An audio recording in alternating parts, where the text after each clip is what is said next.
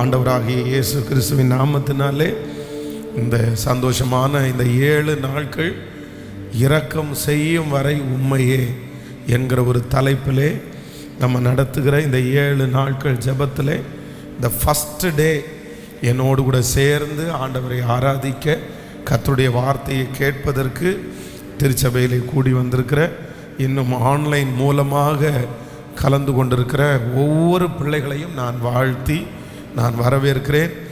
கண்டிப்பாகவே இந்த 7 நாட்கள் ஜெபத்தை ஆண்டவர் நமக்கு அங்கீகரிப்பாராக, ஆண்டவர் ஏற்றுக்கொள்ளுவாராக.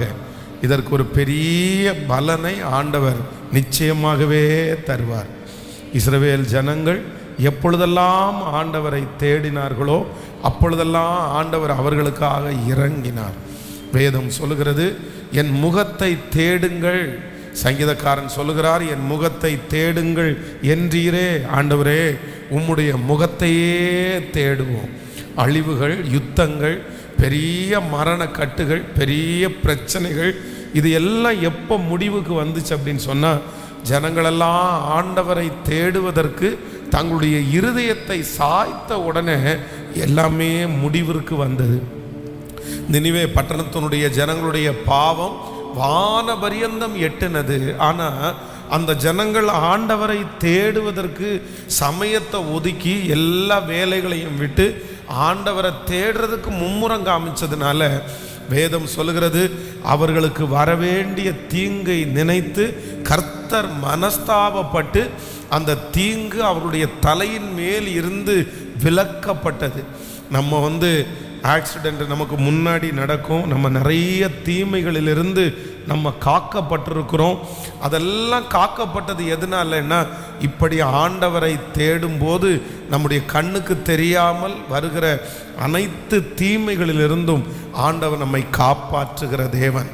ஸோ இந்த 7 நாட்களும் ஒரு பொருத்தனையோட, ஒரு ஜபத்தோட கூட ஆண்டவர் நிச்சயம் உங்களோடு பேசுவார். நீங்கள் எந்த தடைகள் வந்தாலும், இல்லை இந்த 7 நாட்கள் எப்படியாகிலும் நான் கலந்து கொள்வேன் அப்படின்ற ஒரு தீர்மானத்தோடு பொருத்தனை எடுத்து அந்த வாக்குத்தத்தங்களெல்லாம் விசுவாசித்து சொல்லுகிற வார்த்தைகளுக்கெல்லாம் கீழ்ப்படிவீர்களே, ஆனால் கண்டிப்பாக ஒரு பெரிய மகிமையை இந்த 7 நாட்கள் முடிவிலே நம்ம பார்ப்போம் என்கிறதுல எந்த சந்தேகமும் இல்லை. ஆமேன். கடைசி 2 நாட்கள் சனிக்கிழமையும் ஞாயிற்றுக்கிழமையும் அருமையான பாஸ்டர் ஜான்சாம் ஜாய்சன் அவர்கள் பேசுவார்கள். மற்ற எல்லா நாட்களிலும் ஆண்டவருடைய வார்த்தையை உங்களோடு நான் பகிர்ந்து கொள்ளுவேன். ஆண்டவர் இந்த வாரம் முழுக்க நம்மோட கர்த்தர் பேசுவாராக. அல்லேலூயா. எத்தனை பேர் ஆமோதிக்கிறீர்கள்? ஆண்டவர் இன்றைக்கு நல்ல வாக்கு தத்தத்தை ஆண்டவர் தந்திருக்கிறார்.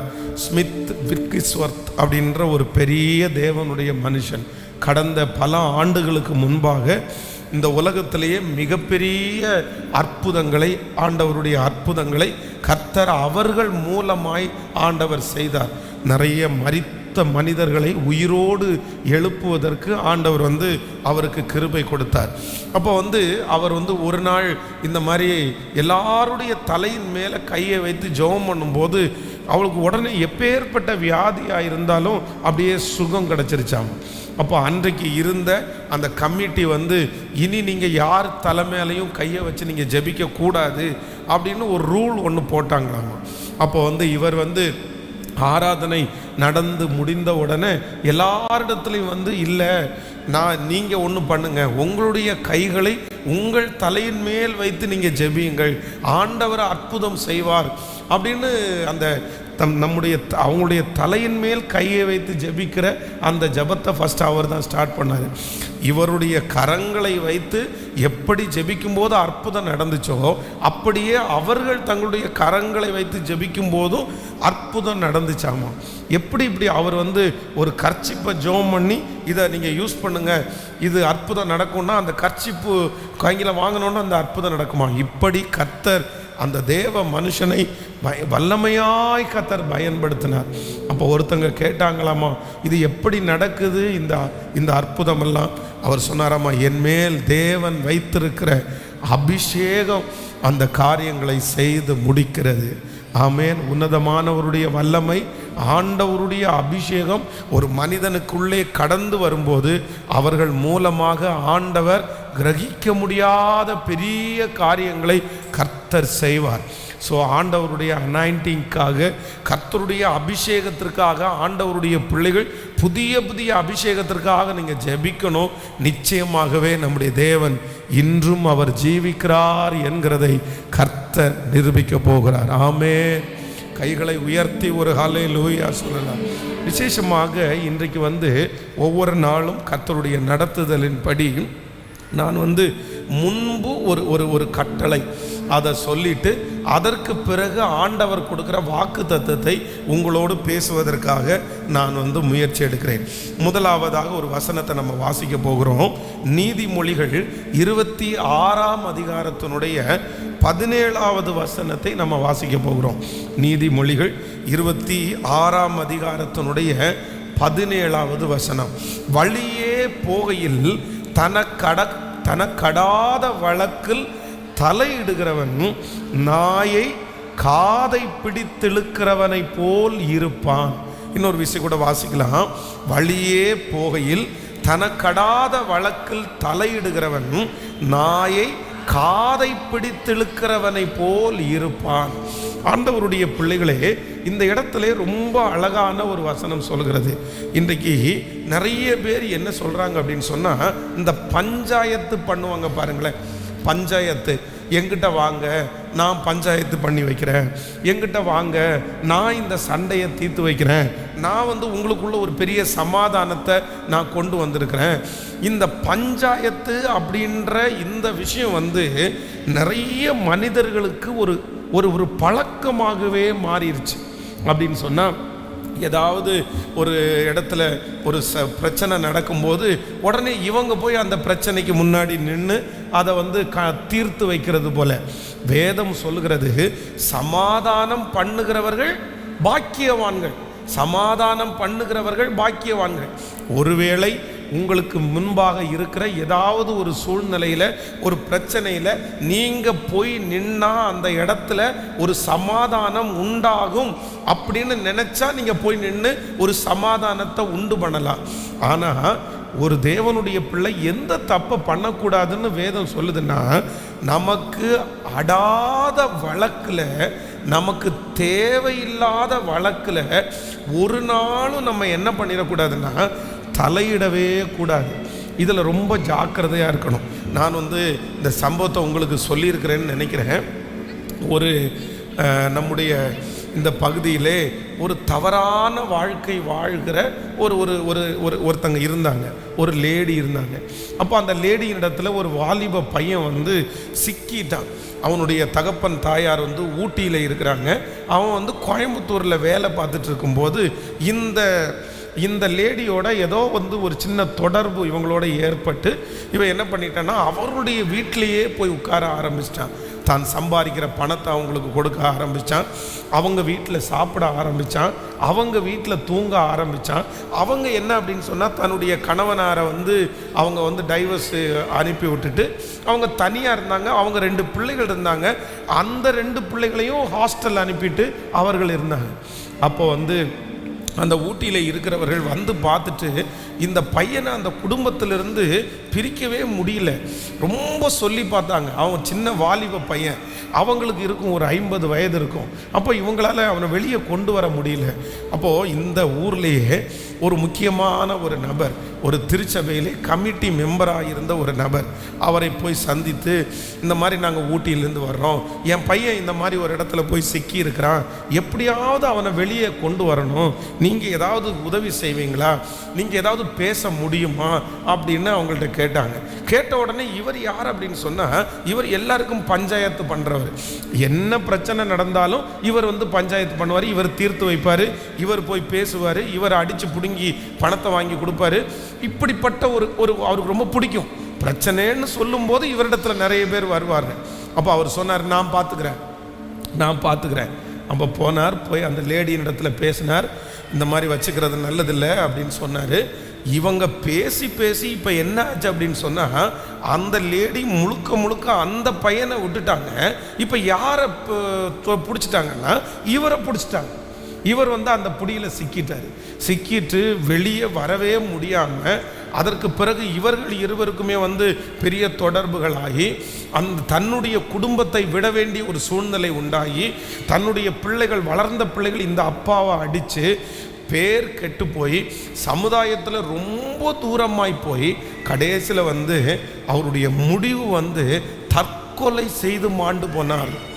நான் இது கதையை சொல்லலை, எனக்கு முன்பாக இந்த ஊழியத்தில், என்னுடைய 24 வருட ஊழியத்தில் என்னுடைய கண்ணால் பார்த்ததை சொல்கிறேன்.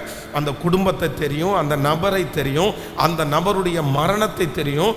இத்தனைக்கும் அந்த நபர் யார் அப்படின்னா ஒரு கவர்மெண்ட் ஜாபில் ஒர்க் பண்ணுற ஒரு மனுஷன், அரசாங்க உத்தியோகம் உள்ள ஒரு மனுஷன். ஆனால் அவர் சூசைட் பண்ணி அவர் இறந்து போனார். காரணம் என்ன அப்படின்னு சொன்னால், தனக்கு அடாத வழக்கில் போய் தலையிடுகிறது. ஆண்டவருடைய பிள்ளைகள், இன்றைக்கு நீங்கள் ஒரு தீர்மானம் எடுக்கணும். யாரோட ஆண்டவர் பேசுகிறாருன்னு தெரில, ஆனால் ஒன்று நினைத்து கொள்ளுங்கள், உங்களுக்கு தேவையில்லாத வழக்குகளில் நீங்கள் போய் தலையிட்டீங்க அப்படின்னு சொன்னால் கண்டிப்பாக நீங்கள் மாட்டிடுவீங்க, நீங்கள் கஷ்டப்படுவீங்க.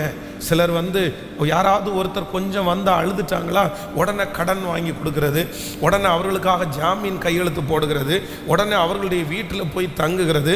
இப்படி தனக்கு தேவையில்லாத வேலை.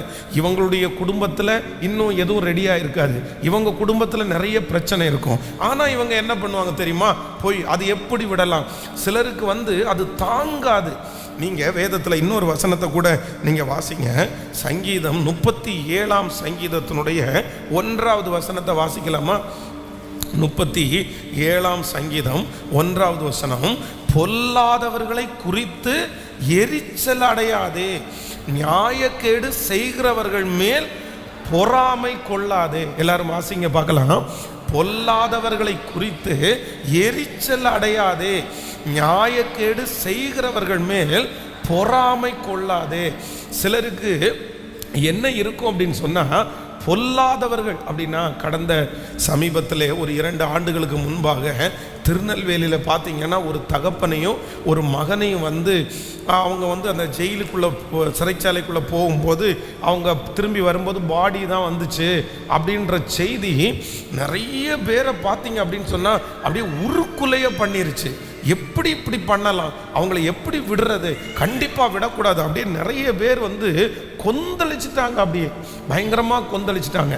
அதற்கு பின்பு அந்த ரூமுக்குள்ளே வேணா கொண்டு போவோம். அதற்கு பின்பு நம்ம அந்த விஷயம் மட்டும் இல்லை, கோயம்புத்தூரில் சின்ன பிள்ளைகள் இருக்கிறார்கள் பாருங்கள். இந்த சின்ன வாலிப பிள்ளைகளை தவறான முறையிலே நடத்தி அவர்களுடைய வாய்ஸ் அந்த ஆடியோ வெளியிட்ட அன்றைக்கு என்னிடத்துலலாம் ஒரு அம்மா அவங்களுக்கு பிபி ரொம்ப ஹை ஆயிடுச்சு. அவங்களுடைய பிபி ரொம்ப ஹையாகி அட்மிட் பண்ணுற அளவுக்கு சூழ்நிலையிலே தள்ளப்பட்டார்கள். ஏன்னா அந்த குரலை கேட்டு அவங்களால தாங்கவே முடியல. பாஸ்டர் எவன் அப்படின்னு கண்டுபிடிச்சானா நான் போய் கத்தி எடுத்து குத்தி அவனை கொன்னுட்டு நான் ஜெயிலுக்கு வேணா கூட நான் போயிடுறேன் அப்படின்னு அவங்க சொன்னாங்க. அவ்வளவு அப்போது ஆண்டவருடைய பிள்ளைகளே, கர்த்தர் நமக்கு என்ன சொல்கிறாருன்னா, இந்த உலகத்திலே நம்ம கண் எதிரே பொல்லாதவர்கள் நிறைய பேர் இருப்பார்கள். அந்த பொல்லாதவர்களை நம்ம தண்டிக்க முடியாது, அந்த பொல்லாதவர்களை நம்ம ஸ்டிக் பண்ண முடியாது. அது யாரு தான் பண்ணணும்னு சொன்னால், கர்த்தருடைய கரம்தான் அவர்களை தண்டிக்கணும், கர்த்தர் தான் அவர்களை தண்டிக்கணும்.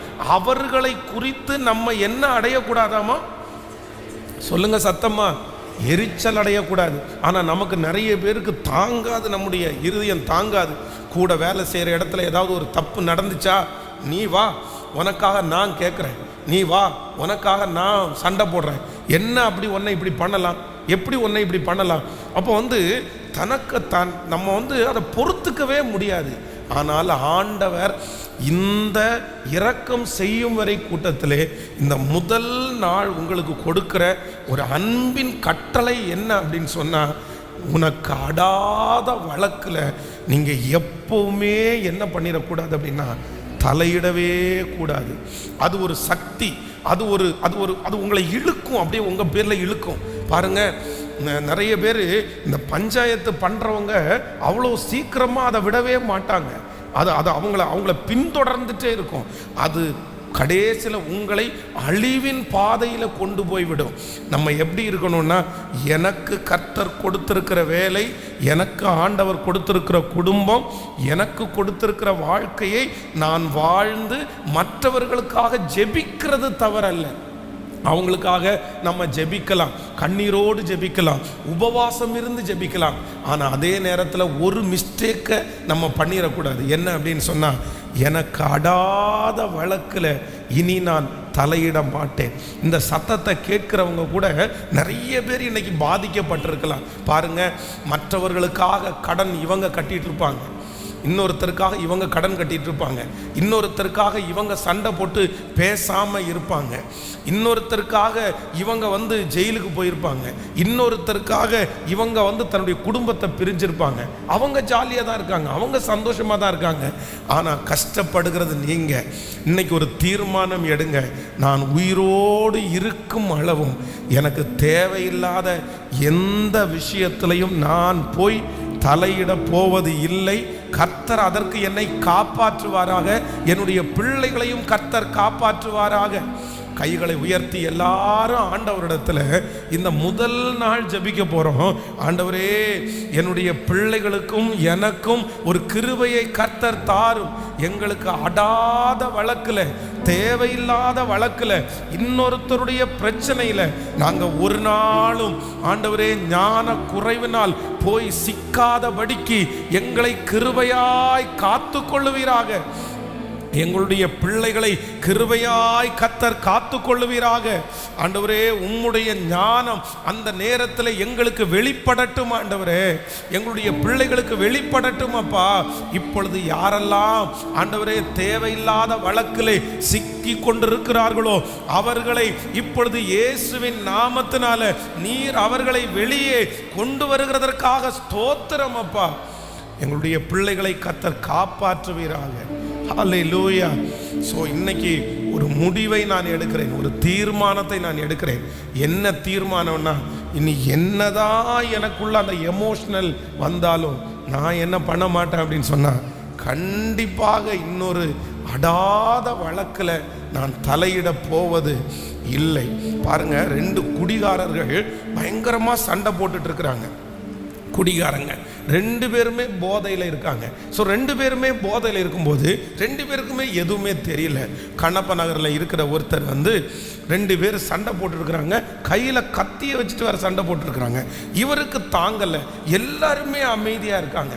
ஆனால் இவர் போய் என்ன பண்ணிட்டாருன்னா, ஒருத்தனை சண்டை போடுகிற ஒருத்தனை விலக்கி விடுறேன்னு சொல்லி போய் அப்படியே விலக்கி விடும்போது அவனுக்கு மப்பில்ல, குடிகாரன் எதுவுமே தெரியல. கரெக்டாக பார்த்தீங்க அப்படின்னு சொன்னால் இந்த காதில் வெட்டிட்டாங்க. இந்த காதில் நீங்கள் அந்த காது இந்த இந்த தோலோடு வந்துச்சு பாருங்களேன். ஐயோ, அவர் அந்த தோல் அப்படியே அந்த காது வெட்டப்பட்டு அவருக்கு இன்ஃபெக்ஷன் ஆகி அவருக்கு உள்ளுக்குள்ளே சீல் வச்சு பட்டாரு பாடுங்க பாடு. ஐயோ, அந்த மாதிரி ஒரு அந்த மாதிரி ஒரு வலியை யாருமே அனுபவிக்கவே கூடாது. அவருக்கு கத்துனா வலிக்குது, அழுதா வலிக்குது. இந்த உலகத்தில் அந்த நமக்கு சில வலிகள் ரொம்ப மோசமான வலிகள், அதில் அந்த காது வலி பயங்கர மோசமான வலி. அவ்வளோ சீல் பிடிச்சி வலி. காரணம் என்ன அப்படின்னா, தனக்கு தேவையில்லாத ஒரு இடத்துல போய் அந்த இடத்துல அவன் குடிகாரன், அவனுக்கு ஒன்றுமே தெரில, அவன் பாட்டுக்கு போயிட்டான். இவர் தான் அதுக்கப்புறம் ரொம்ப கஷ்டப்பட்டு அதுக்கப்புறம் ப்ரேயர் ஆயில் கொடுத்து ஜெபம் பண்ணி அந்த புண்ணை ஆற்றுவதற்கு அந்த சிஸ்டர் பட்ட பாடு இருக்குது. கிட்டத்தட்ட 3 மாதம் பெரிய பாடுபட்டாங்க. இதற்கு காரணம் என்ன அப்படின்னு சொன்னால், அடாத வழக்கிலே தலையிடுவது. ஆமேன்னு சொல்லுங்கள். சிலதை கேட்டு அப்படியே விட்டுறணும், சிலதை ஆராய்ஞ்சு பார்க்கக்கூடாது. இன்னொன்று சொல்கிறேன், சிலதை நம்ம கேட்குறதற்கு ஆசை கூட படக்கூடாது. சரி, அது அவங்களுடைய சூழ்நிலை, அவங்களுடைய பிரச்சனை. உங்களுக்காக நான் என்ன பண்ணுறேன் அப்படின்னா, உங்களுக்காக நான் ஜெபம் பண்ணுறேன், உங்களுக்காக ஜெபம் பண்ணுறேன். எனக்கு ஏதாவது உதவி செய்ய முடியுமானால் அந்த உதவியை நான் உனக்கு செய்கிறேன், அவ்வளோதான். அப்படி தான் பண்ண முடியுமே தவிர, நீங்கள் அந்த வழக்கில் போய் அவங்களுக்கு ஏன் இது வந்துச்சு, எதனால இது நடந்துச்சு, அவங்களுடைய பின்னணி என்ன, அவங்க என்ன தப்பு பண்ணினாங்க, அவங்கள்ட்ட என்ன நியாயக்கேடு இருக்குது, நமக்கு எதுவுமே தெரியாது. நமக்கு எதுவுமே தெரியாது. அப்படி நம்மை அடாத வழக்கிலே இழுக்கிறவர்கள் உண்மையும் என்ன பண்ண மாட்டாங்க, உண்மையும் சொல்ல மாட்டாங்க. எப்பவுமே உலகத்தில் இருக்கிற ஒரு மனுஷனுக்கு இருக்கிற கேரக்டர் என்ன அப்படின்னா, ஒரு இடத்துல அவன் சிக்கும் போது தன்னிடத்துல இருக்கிற நியாயத்தை மட்டும்தான் சொல்லுவாங்க. அவங்க பண்ணின தப்ப சொல்ல மாட்டாங்க, அவங்களுடைய நல்லதை மட்டும்தான் சொல்லுவாங்க.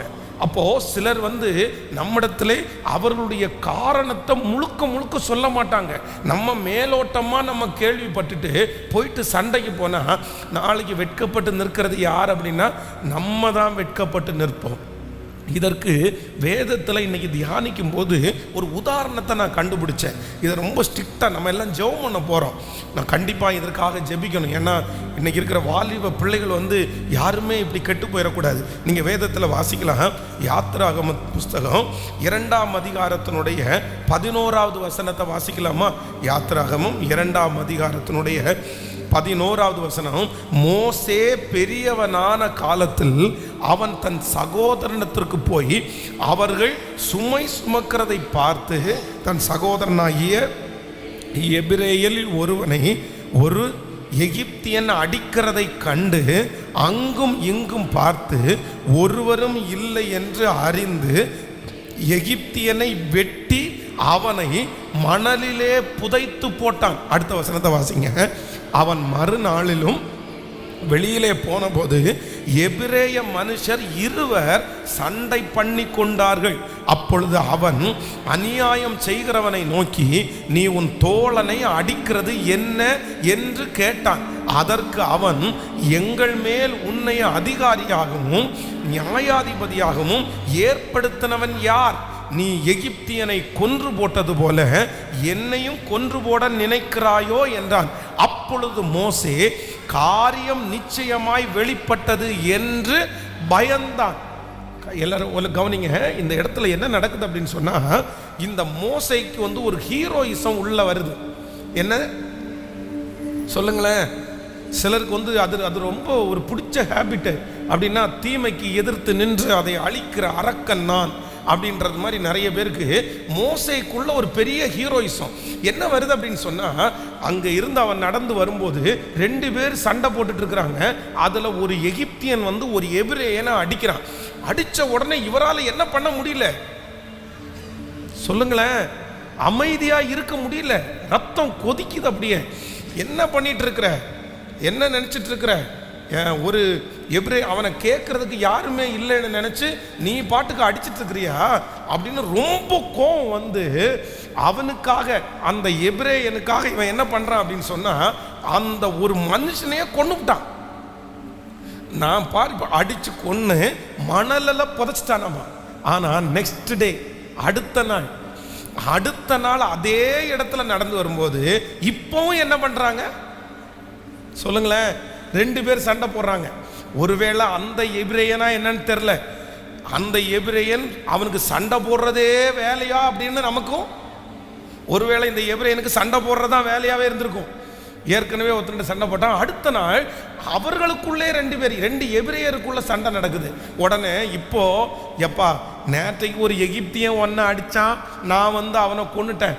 இப்போ இவங்க நீங்க சொந்த 2 பேரும் எதுக்குப்பா இப்படி சண்டை போடுங்கன்னு உடனே அவன் பாருங்க உடனே சொல்றான், என்ன நினைச்சிட்டு இருக்கிற, நேற்றைக்கு ஒரு எகிப்தியனை அடிச்சு கொன்னது மாதிரி என்னையும் கொல்றது தான் பாக்குறியா அப்படின்னு அந்த இடத்துல போட்டு உடைச்ச உடனே உள்ளுக்குள்ள இவருக்கு என்ன பிடிச்சிருச்சு, பயம் வந்துருச்சு. அத்தனை ஆண்டுகள் அங்கே இருந்தவர் இந்த ஒரே ஒரு தனக்கு அடாத வழக்கில் தலையிட்டதுனால, தன்னை ஹீரோயிசம் அப்படின்னு போய் நின்னதுனால அந்த ஊர்லேயே இருக்க முடியாம தன்னுடைய உயிருக்கு பயந்து ஓட வேண்டிய சூழ்நிலை உண்டானது. அப்போ ஆண்டவருடைய பிள்ளைகளே, பட்டயத்தினாலும் அடிதடினாலும் கோபத்தினாலையும் யாரையுமே நம்ம மீட்கிறதற்கு சொல்லுங்க எல்லாருமே கண்டிப்பாக மீட்கிறதற்கு முடியாது. அதனால இந்த ஃபர்ஸ்ட் டே நம்ம எல்லாரும் ஒரு முடிவெடுக்கணும். ஆண்டவரே, எனக்கு தேவையில்லாத வழக்கில் நான் இனி என்ன பண்ண மாட்டேன், தலையிட மாட்டேன்.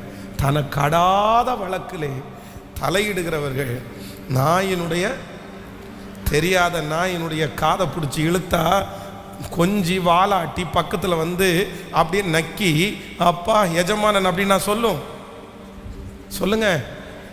தெரியாத நாயினுடைய காதை பிடிச்சி இழுத்தா என்ன சொல்லும்? பிரைஸ் தி லார்ட் அப்படின்னு நான் சொல்லும்.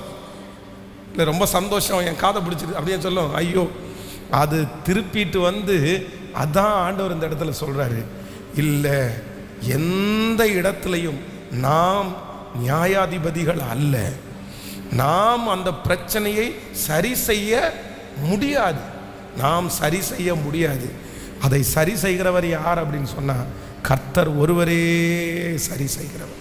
உங்களை ஆண்டவர் மீட்டு எடுப்பார். நிறைய பேரை தப்பித்து கர்த்தர் கொண்டு வருவார். சிலருக்கு பாருங்க, எத்தனை அடி வாங்கினாலும் புத்தியே வராதுங்க. எவ்வளவு அடி வாங்கினாலும் புத்தி வராது.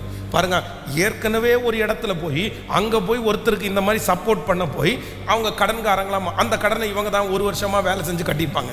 ஆனால் அடுத்த வருஷம் போய் இன்னொருத்தருக்கு கடன் கட்டியிருப்பாங்க. அடுத்த வருஷம் போய் இன்னொருத்தருக்கு. எப்படி இப்படி புத்தியே வராமல் இருக்குது? நமக்கு ஆச்சரியமாக இருக்கும். அதை ஒரு தொழிலாக கேட்டால் என்ன சொல்லுவாங்க தெரியுமா? என்னுடைய இருதயம் தாங்கவே இல்லை அப்படின்னு. சரி, உங்கள் இருதயம் தாங்கலை, உங்களை வச்சு இப்போ இன்னொருத்தருடைய இருதயம் தாங்கல்ல. இவங்க சிக்கிறது மட்டும் இல்ல, யாரையும் சிக்க வச்சிருவாங்க தெரியுமா? குடும்பத்தோட கொண்டு போய் சிக்க வச்சிருவாங்க. கணவனாரை சிக்க வச்சிருவாங்க, மனைவியை சிக்க வச்சிருவாங்க, பிள்ளைகளை சிக்க வச்சிருவாங்க. நீங்க வந்து வேதத்தில் வந்து 2 ராஜாக்களின் புஸ்தகத்தில் நீங்கள் வாசிக்கும் போது அங்கே வந்து ஒரு வசனம் வாசிக்க வேண்டாம்.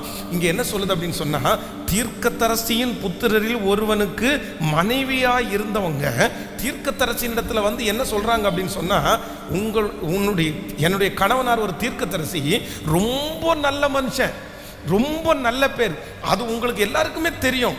ஆனாலும் என்னுடைய கணவனார் வந்து எனக்கு நல்ல பேரையும் வச்சுட்டு போனாரு, கெட்ட பேரையும் வச்சுட்டு போனாரு. என்ன அப்படின்னா, கடன் வாங்கி வச்சுட்டு அவர் பாட்டுக்கு இறந்து போயிட்டாரு. இப்போ கடன் வாங்கினவன் என்னுடைய 2 பிள்ளைகளையும் அடிமையா கேட்கிறான். எனக்கு நான் என்ன பண்றதுன்னு தெரியல. அப்போ ஆண்டவருடைய பிள்ளைகளே ரொம்ப கவனமா இருங்க. நீங்க வந்து அடாத வழக்கிலே தலையிட்டு உங்க குடும்பத்தையே நீங்க என்ன பண்ணிடக்கூடாதுன்னா அழிச்சிடவே கூடாது. ஹல்லேலூயா. சில இடத்துல அவங்க சண்டை போடும்போது நம்ம போய் நம்ம என்னதான் பண்ணணும்னா அமைதியா சரி ஜெபம் பண்ணிட்டு நம்ம விட்டுறணும். கர்த்தராச்சு கேட்கலையே. நிறைய பேர் என்னமோ வேற உபதேசம் சொல்றது மாதிரி நினைச்சிட்டு இருக்கீங்கன்னு நினைக்கிறேன். ஆண்டவரும் அவர்களுக்கும் உரியது. நம்ம அதுல இடையில என்ன பண்ண முடியாதுன்னா, யோபாப் பாருங்க, யோபாப் வந்து அப்சலோமுக்கும் அவனுடைய தகப்பனுக்கும் ஒரு பிரச்சனை இருக்குது. அப்சலோம் வந்து தன்னுடைய மகனாகிய அம்னோனை கொன்னுட்டான் அப்படின்றதுக்காக தகப்பனார் வந்து அப்சலோம் மேல ரொம்ப கோபமா இருக்கிறாரு. இது அப்பாவுக்கும் பிள்ளைக்கும் இருக்கிற பிரச்சனை. ஆனா இந்த அப்பாவுக்கும் பிள்ளைக்கும் இருக்கிற பிரச்சனைய பெரிய ஹீரோயிசம் பண்ணிட்டு யோவாப் என்ன பண்றாரு தெரியுமா? இதை நம்ம முடிச்சு வச்சிருவோம், இதை நம்ம தீர்த்து வச்சிருவோம் அப்படின்னு நினைச்சிட்டு அப்சலோம்கிட்ட ஒரு ஆளை அனுப்பி அவன்கிட்ட பேசி, அதுக்கப்புறம் இடையில ஒரு அம்மாவை செட் பண்ணி அந்த அம்மாவை போய் ராஜாவினிடத்துல போய் ஒரு பெரிய நாடகமே ஆடி இதை முழுக்க நம்பினது யாரு? தாவீது. இந்த நாடகத்தை தாவீது நம்பின உடனே இப்போ கேட்குறான், எப்படி அப்படி நடக்கலாம்? உடனே உங்க பிள்ளைய உடனே குற்ற மனசாட்சி வந்து உடனே அப்சலோம சரிப்பா வாப்பா பரவாயில்ல, நீ கொண்டுட்ட கூட பரவாயில்லன்னு அப்சலோம உள்ள கொண்டு வராரு தாவீது. ஆனா எந்த அப்சலோம நடனமாடி கதை கட்டி ஆள் செட் பண்ணி தன்னுடைய தகப்பனாரிடத்துல கொண்டு சேர்க்கணும்னு நினைச்சானோ, அதே அப்சலோமால யோபாப் வந்து மரணம் வரைக்கும் போன, அவனுடைய குடும்பமே அழிகிற அளவுக்கு போச்சு. அது வரைக்கும் யோபாப் ரொம்ப நல்ல சேவகன். ஆனா என்னைக்கு அப்சலோம உள்ள கொண்டு வந்தானோ அன்னையிலிருந்து நான் தானே இவன் போய் பேசிட்டு இருக்கிறான். அப்சலோம் வந்து நீ சொல்றதெல்லாம் கேட்க முடியாதுன்றான். ஏன்னா நான் தானே உன்னை கொண்டு வந்தேன், என் பேச்சே நீ கேட்க மாட்டியான்ருக்கு. 2 பேருக்குள்ளேயும் பகை வளர்ந்து அவனுடைய உயிரும் போச்சு, இவனுடைய உயிரும் போச்சு. அப்போ ரொம்ப கவனமா இருக்கணும். நமக்கு தேவையில்லாத வழக்கிலே என் கைகளை போடாதபடி என்னை காத்து கொள்ளும் ஆண்டவரே. உங்களை நிறைய பேர் ஆண்டவர் மன்னிக்கிறார், நிறைய பேரை மன்னிக்கிறார். இந்த செய்தியை கேட்கும் போது நிறைய பேர் நான் தான் பாஸ்டர், நான் தான் பாஸ்டர். நான் இந்த மாதிரி ஒரு தேவையில்லாத வழக்கில் போய் சிக்கி இன்னைக்கு அவமானத்தோடு இருக்கிறேன். என் பிள்ளை அவமானத்தோடு இருக்கிறார். எனக்கு இது தேவையில்லாத கமிட்மெண்ட்டு, இது எனக்கு தேவையில்லாத வாக்குறுதி. நானாக போய் மாட்டிக்கிட்டேன், நானாக போய் சிக்கிட்டேன். இன்னைக்கு ரொம்ப கஷ்டப்படுறேன். எனக்கு நிம்மதியே இல்லை பாஸ்டர். நான் சாப்பிடாத ஒன்றுக்காக நான் கஷ்டப்படுறேன், நான் செலவு பண்ணாத ஒன்றுக்காக நான் கஷ்டப்படுறேன். எப்படியாவது ஆண்டவர் என்னை தூக்கி எடுப்பாரான்ற ஒரு பெரிய ஆதங்கத்தோடு இந்த சத்தத்தை கேட்டுட்டு இருக்கலாம். ஆனால் நான் நம்புகிறேன், கண்டிப்பாய் கர்த்தர் உங்களை மறுபடியும் தூக்கி எடுப்பாராக. கர்த்தர் ஒரு ஞானத்தை கர்த்தர் தருவாராக. ஆண்டவரிடத்தில் மன்னிப்பு கேட்கும்போது கர்த்தர் உங்களை மன்னித்து இனி அப்படிப்பட்ட தீமைக்கு கர்த்தர் விலக்கி கிருபையாய் காப்பாற்றுவாராக. கைகளை எல்லாரும் மேல உயர்த்தி ஏசப்பாட்ட கேளுங்க. ஏசப்பா, கிருபை எனக்கு ஒரு ஞானத்தை கொடுங்க ஆண்டவரே. சொல்லுங்க ஒவ்வொருத்தரும் அப்பா பார்த்து, ஆண்டவரே எனக்கு ஒரு ஞானத்தை கொடுங்க ஆண்டவரே, எனக்கு ஒரு அறிவை கொடுங்க ஆண்டவரே. நான் நிறைய இடத்துல இந்த மாதிரி காரணமே இல்லாத காரியத்திற்காய் நான் சிக்கி தவிக்கிறது ஆண்டவரே உமக்கு தெரியும் ஆண்டவரே. ஆனால் இப்பொழுது எனக்கும் என்னுடைய பிள்ளைகளுக்கும் ஆண்டவரே ஒரு விசேஷித்த ஞானத்தை இப்பொழுது நீர் கட்டளை இடுவீராக. எனக்கு அடாத வழக்கிலே தலையிடாதபடி கர்த்தர் என்னை கிருபையாய் நீர் காத்து கொள்ளுவீராக.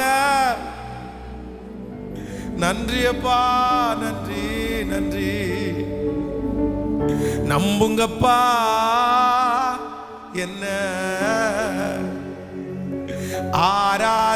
ஆராதிப்பேன் உம்மை. எல்லாரும் சொல்லுவோம், நம்புங்கப்பா என்ன ஆராதிப்பேன் உம்மை. முழு பலத்தோடு உங்க பிள்ளைனா, உங்க உங்க பிள்ளைனா, முழு பலத்தோடு உங்க பிள்ளைனா, உங்க பிள்ளைனா. நானும் பார்க்கணும், சத்தம் கேட்கணும், நீங்க ஆற்றணும், தேற்றணும், காயம் கட்டணும். நானும் பார்க்கணும், சத்தம் கேட்கணும், நீங்க ஆற்றணும், தேற்றணும், காயம் கட்டணும். பெரும் சேனை கூட்டம் ஒன்றை முன் நிறுத்தணும், பெரும் சேனை கூட்டம் ஒன்றை முன் நிறுத்தணும். நம்புங்கப்பா என்ன ஆராதிப்பேன். சொல்லு எல்லாரும், நம்புங்கப்பா என்ன ஆராதிப்பேன் உம்மை. கைகளை மேல தட்டி நம்புங்கப்பா என்ன ஆராதிப்பேன் உம்மை. சத்தமா சொல்லிக்கொண்டே நம்புங்கப்பா கிருபப்பா உம்மை. இப்ப கைய மேல தட்டி உங்க பிள்ளைனா, உங்க பிள்ளைனா சொல்லிட்டே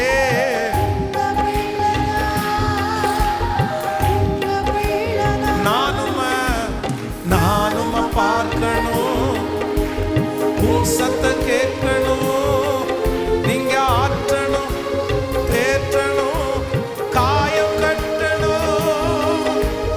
நானும் பார்க்கணும், சத்தம் கேட்கணும், நீங்க ஆற்றணும், தேற்றணும், காயம் கட்டணும். பெரும் சேனை கூட்டம் ஒன்றை, ஓ பெரும் சேனை ஒன்றை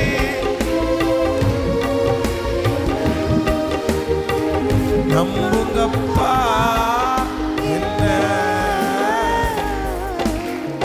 ஆராதிப்பேன். சொல்லிக்கொண்டே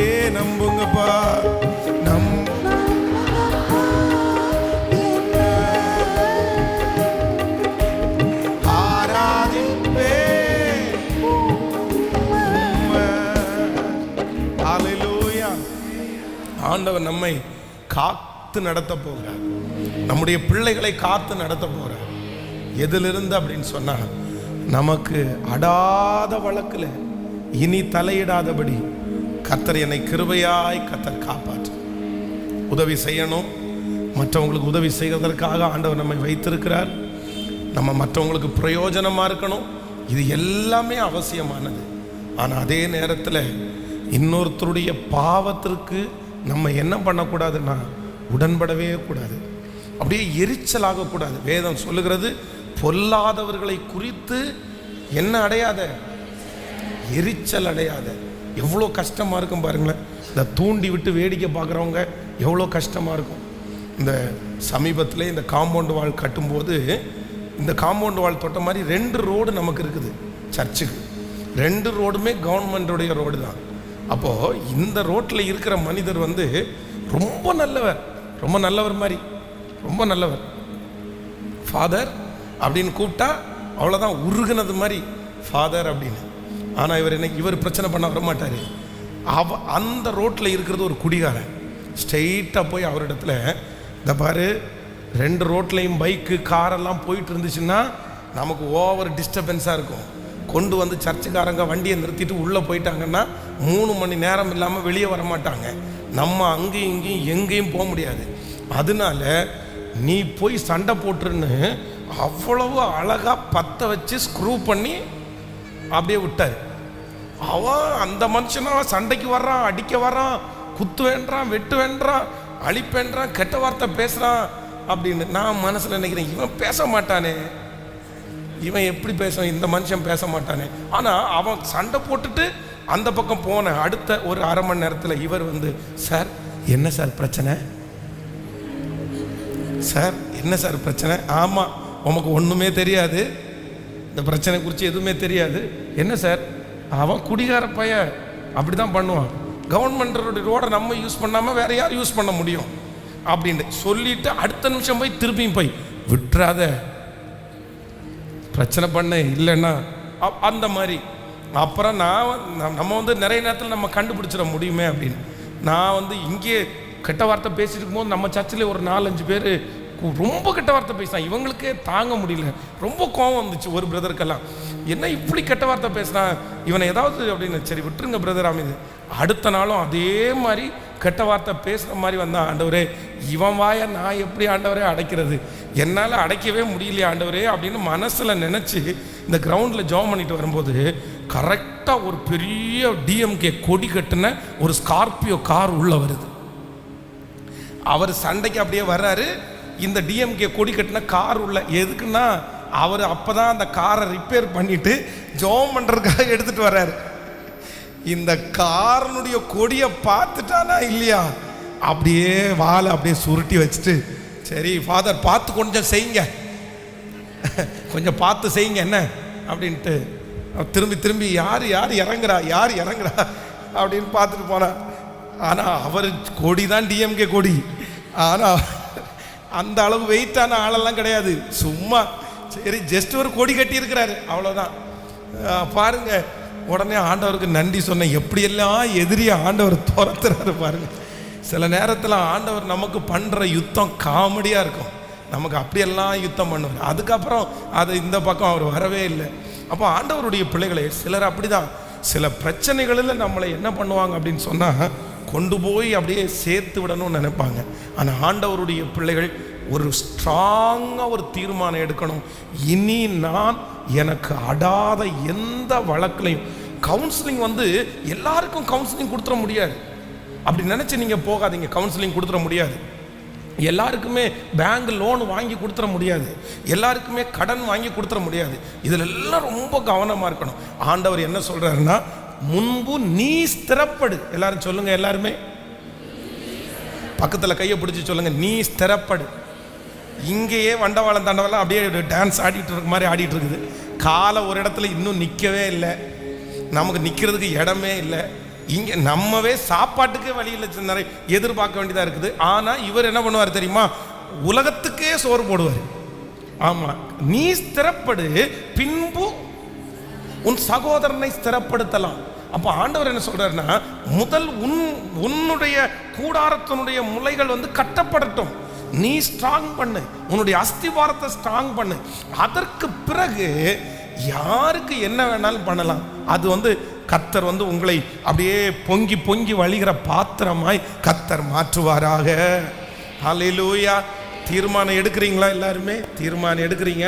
இனி ரோட்டில் போகிற நாயினுடைய காதெல்லாம் பிடிச்சி நான் இழுக்க மாட்டேன் ஆண்டவரே அப்படின்னு ஒரு முடிவு எடுங்க. காதை பிடிச்சி இழுத்து கடி வாங்கிட்டு வராதிங்க இங்கே. ஆமேன். காதை பிடிச்சி இழுத்து கடி வாங்கிட்டு அதுக்கப்புறம் எவ்வளோ வருத்தம், அழுக. ஏன்னா அவ்வளோ கஷ்டமாக இருக்கு ஆண்டவருடைய பிள்ளைகளே. சில நேரங்களில் இந்த பாருங்களேன், ஒருத்தர் 6 வருஷமாக கடன் கட்டுறாரு. 6 இயர்ஸா 6 வருஷமாய் சம்பாதிக்கிற பணத்தில் வெறும் 3000 ரூபாய் மட்டும் தனக்காக எடுத்துக்கொண்டு கிட்டத்தட்ட 7000 ரூபாய் கட்டுறாரு. 7000 ரூபாய். ஏன் பிரதர் இந்த கடன் வாங்கினீங்க அப்படின்னு கேட்டால், பாஸ்டர் நான் எங்கே வாங்கினேன் பாஸ்டர், ஒருத்தனுக்கு போய் ஜாமீன் நின்று காசு வாங்கி கொடுத்தேன், அவன் வாங்கி கொடுத்து ஏமாத்திட்டு போயிட்டான், அவனுக்காக நான் ஒரு 30 நாட்கள் வேலை செய்து தான் அதில் சாப்பிட்றது கூட பணம் எடுக்காம இன்னொருத்தருக்காக அந்த பணத்தை கட்டுற வேதனைன்றது எவ்வளோ வருத்தத்துக்குரியது தெரியுமா? எவ்வளோ வருத்தத்துக்குரியது. சில சிஸ்டர்ஸ் ரொம்ப கவனமாக கவனிங்க. உங்களுடைய கணவனார் சம்பாதிக்கிற பணங்கள் உங்களுக்கு செலவு பண்ணது கூட சில டைம் சந்தோஷமாக பண்ணிடுவாங்க, பிள்ளைகளுக்கு செலவு பண்ணுறது கூட சந்தோஷமாக பண்ணிடுவாங்க. ஆனால் நீங்கள் ஏதாவது ஒரு பிரச்சனையை இழுத்துட்டு உங்களுக்காக பணம் கட்டணும் அப்படின்றது ரொம்ப வருத்தத்துக்குரியது. நாயா பேயா அலைஞ்சு திட்டு வாங்கி இன்னைக்கு 100 ரூபாய் சம்பாதிக்கிறது 1000 ரூபாய் வாங்குறதுக்கு எத்தனை டார்கெட் தெரியுமா? எத்தனை டார்கெட்டு. அந்த வேலையை முடிக்கலைன்னா திட்டுவாங்க, அந்த வேலையை செய்யலைன்னா அசிங்கமாக திட்டுவாங்க. எவ்வளவு திட்டு வாங்கி ஆனால் சம்பாதிச்சுட்டு வந்த பணத்தை வீட்டில் உட்காந்து சும்மா இருக்காமல் ஃபோனை போட்டு எல்லா சண்டையும் இழுத்து அதுக்கப்புறம் இவர் போய் அந்த பணத்தை கட்டுறதுன்றது ரொம்ப வருத்தத்துக்குரியது. இந்த மாதிரி என்னுடைய கணவனாருக்கு நான் நன்மை செய்கிறேனோ இல்லையோ, என்னால் என் கணவனாருக்கு தீமை வரக்கூடாதுன்னு ஒரு முடிவு எடுங்க. என்னுடைய மனைவிக்கு நான் நன்மை செய்கிறேனோ இல்லையோ, என்னால் என் மனைவிக்கு ஒரு தீமையை நான் கொண்டு வர மாட்டேன்னு முடிவெடுங்க. நம்மளால் யாரும் கஷ்டப்படுகிறத நம்ம ஒரு நாள் விரும்பவே கூடாது. ஆமேன்னு சொல்லுங்கள். இனி நான் யாருக்கும் பஞ்சாயத்து பண்ண மாட்டேன். சிலர் மேலே யார் தான் கை வைக்கணும்னா கர்த்தர் தான் கை வைக்கணும், கர்த்தர் தான் தண்டிக்கணும், கர்த்தர் தான் உடைக்கணும். நம்மளால் அவர்களை தண்டிக்க முடியாது, நம்மளால் அவர்களுக்கு பனிஷ்மெண்ட் கொடுக்க முடியாது. ஆனால் நான் நம்புகிறேன், துன்மார்க்கனை கண்டிப்பாக கர்த்தர் நியாயம் தீர்க்காமல் விடவே மாட்டார். ஹல்லேலூயா. இப்போ எல்லாரும் சொல்ல போகிறேன், என்னை நம்புங்க, என்னுடைய பிள்ளைகளையும் நம்புங்க.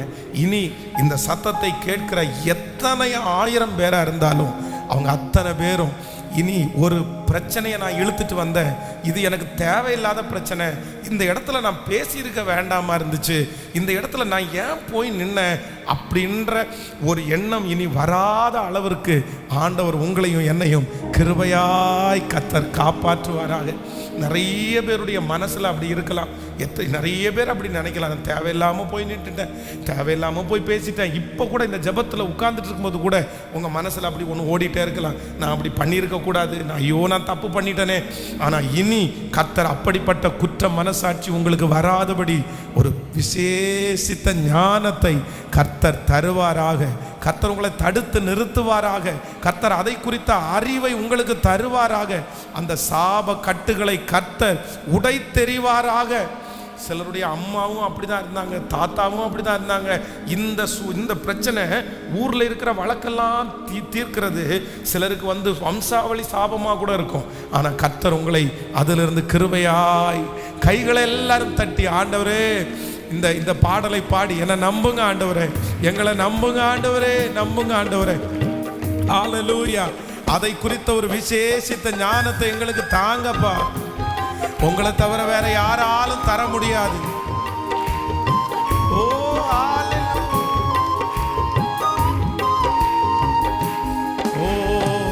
நம்புங்கப்பா என்ன ஆராதிப்பே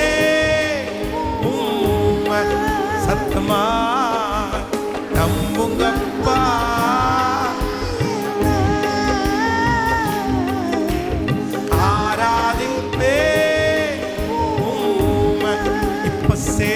சொல்லுங்க.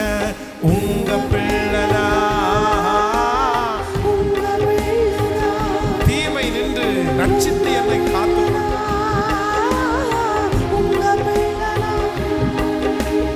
நானும் பார்க்கணும், உன் சத்தம் கேட்கணும், நீங்க ஆற்றணும், தேற்றணும், காயம் கட்டணும். நானும் பார்க்கணும், உன் சத்தம் கேட்கணும், நீங்க ஆற்றணும், தேற்றணும், காயம் கட்டணும். பெரும் சேவை கூட்டம் ஒன்றை சொல்லுவோம், பெரும் சேவை கூட்டம் ஒன்றை நிறுத்தணும். நம்புங்கப்பா என்ன ஆராதிப்பே. உங்க இறக்கம் கிடைக்கட்டும் ஆண்டவரே. நம்புங்கப்பா, நம்புங்கப்பா, நம்புங்கப்பா. ஜெபிக்கிறவங்க ஜெபித்து கொண்டே உங்க பிள்ளைனா. பாடுறவங்க பாடு, ஜெபம் பண்றவங்க ஜெபம். இந்த 7 நாட்கள் ஜெபம் முடிகிறதுக்குள்ள ஒரு அற்புதத்தை பார்க்கணும் ஆண்டவர். உங்க அதிசயமான கரத்தை நான் பார்க்கணும் ஆண்டவர்.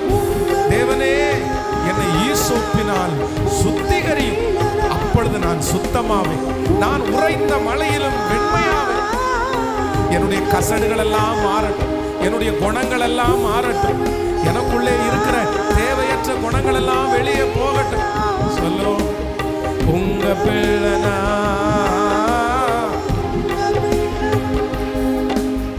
நானும் பார்க்கணும், உன் சத்தம் கேட்கணும், நீங்க ஆற்றணும், தேற்றணும்.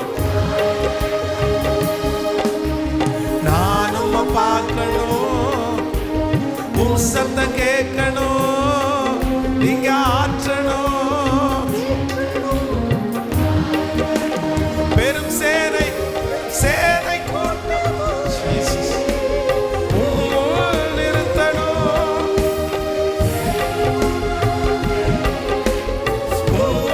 நிறுத்தணும். நம்புங்கப்பா என்ன ஆராதிப்பே. நம்புங்கப்பா, நம்புங்கப்பா, நம்புங்கப்பா, நம்புங்கப்பா. எங்களை ஆராதிப்பே. ஆமாண்டவரே, ஆமாண்டவரே, எங்களை ஈசோப்பினால் கழுவி சுத்திகரி, அப்பொழுது நாங்கள் சுத்தமாவோம். ஒரு கரைதிரையற்றவர்களாய். என் மகன் ஞானமாய் நடக்கிறான், என் மகன் ஞானமாய் நடக்கிறான். ஊருக்குள்ளே, ஜனங்களுக்குள்ளே, சொந்தங்களுக்குள்ளே இந்த பிள்ளைக்கு இவ்வளவு பெரிய ஞானம் எங்கிருந்து வந்துச்சு? இந்த பிள்ளைக்கு இவ்வளவு பெரிய ஞானம் எங்கிருந்து வந்துச்சு? அப்படி எங்களை குறித்து அந்நியர்கள் சொல்லுகிற அளவிற்கு எங்கள் பிள்ளைகளை புறாக்களை போல கபடற்றவர்களாய் இருந்தாலும் பாம்புகளை போல வினாவுள்ள வாக்குற கர்த்தர் இந்த 7 நாட்கள் ஜெபத்துல நீங்க உருவாக்கணும், நீங்க உருவாக்கணும். சத்தமா என்ன உருவாக்கணும்? என் பிள்ளைகளை உருவாக்கணும், என் குடும்பத்தை உருவாக்கணும், என் கணவனார உருவாக்கணும், எங்க மனைவியை உருவாக்கணும். Thank you Jesus. அந்த கிருபை எங்க எல்லாருக்கும் தாங்க ராஜா, தாங்க ஆண்டவரே. உலகத்தில் இருக்கிற பிள்ளைகள் எப்படி ஞானமா இருக்கிறாங்க, அதை விட 10 மடங்கு சன்னதரன். அந்த ஸ்பாட்ல நீர் கல்விமானின் நாவை கொடுக்கிற கர்த்தர், நீர் கல்விமானின் நாவை கொடுக்கிற கர்த்தர், காலைதோறும் எழுப்புகிற கர்த்தர். இப்பொழுது இந்த முதல் நாள் இரக்கம் செய்யும் வரை கூட்டத்தில் வந்திருக்கிற கலந்து கொண்டிருக்கிற ஒவ்வொரு பிள்ளைகளுக்கும் அந்த கல்விமானின் நாவு இப்பொழுது கடந்து வரட்டும். அந்த பிரச்சனையை கையாளக்கூடிய பவர் இப்ப பிள்ளைகளுக்குள்ள வரட்டும்.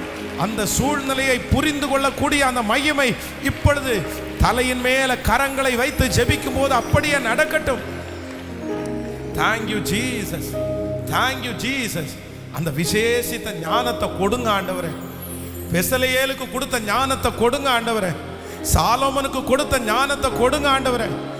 அந்த தம்பிக்கு கொடுங்க, தங்கச்சிக்கு கொடுங்க, குடும்பத்தை நடத்தக்கூடிய அந்த மகளுக்கு கொடுங்க. ஹல்லேலூயா.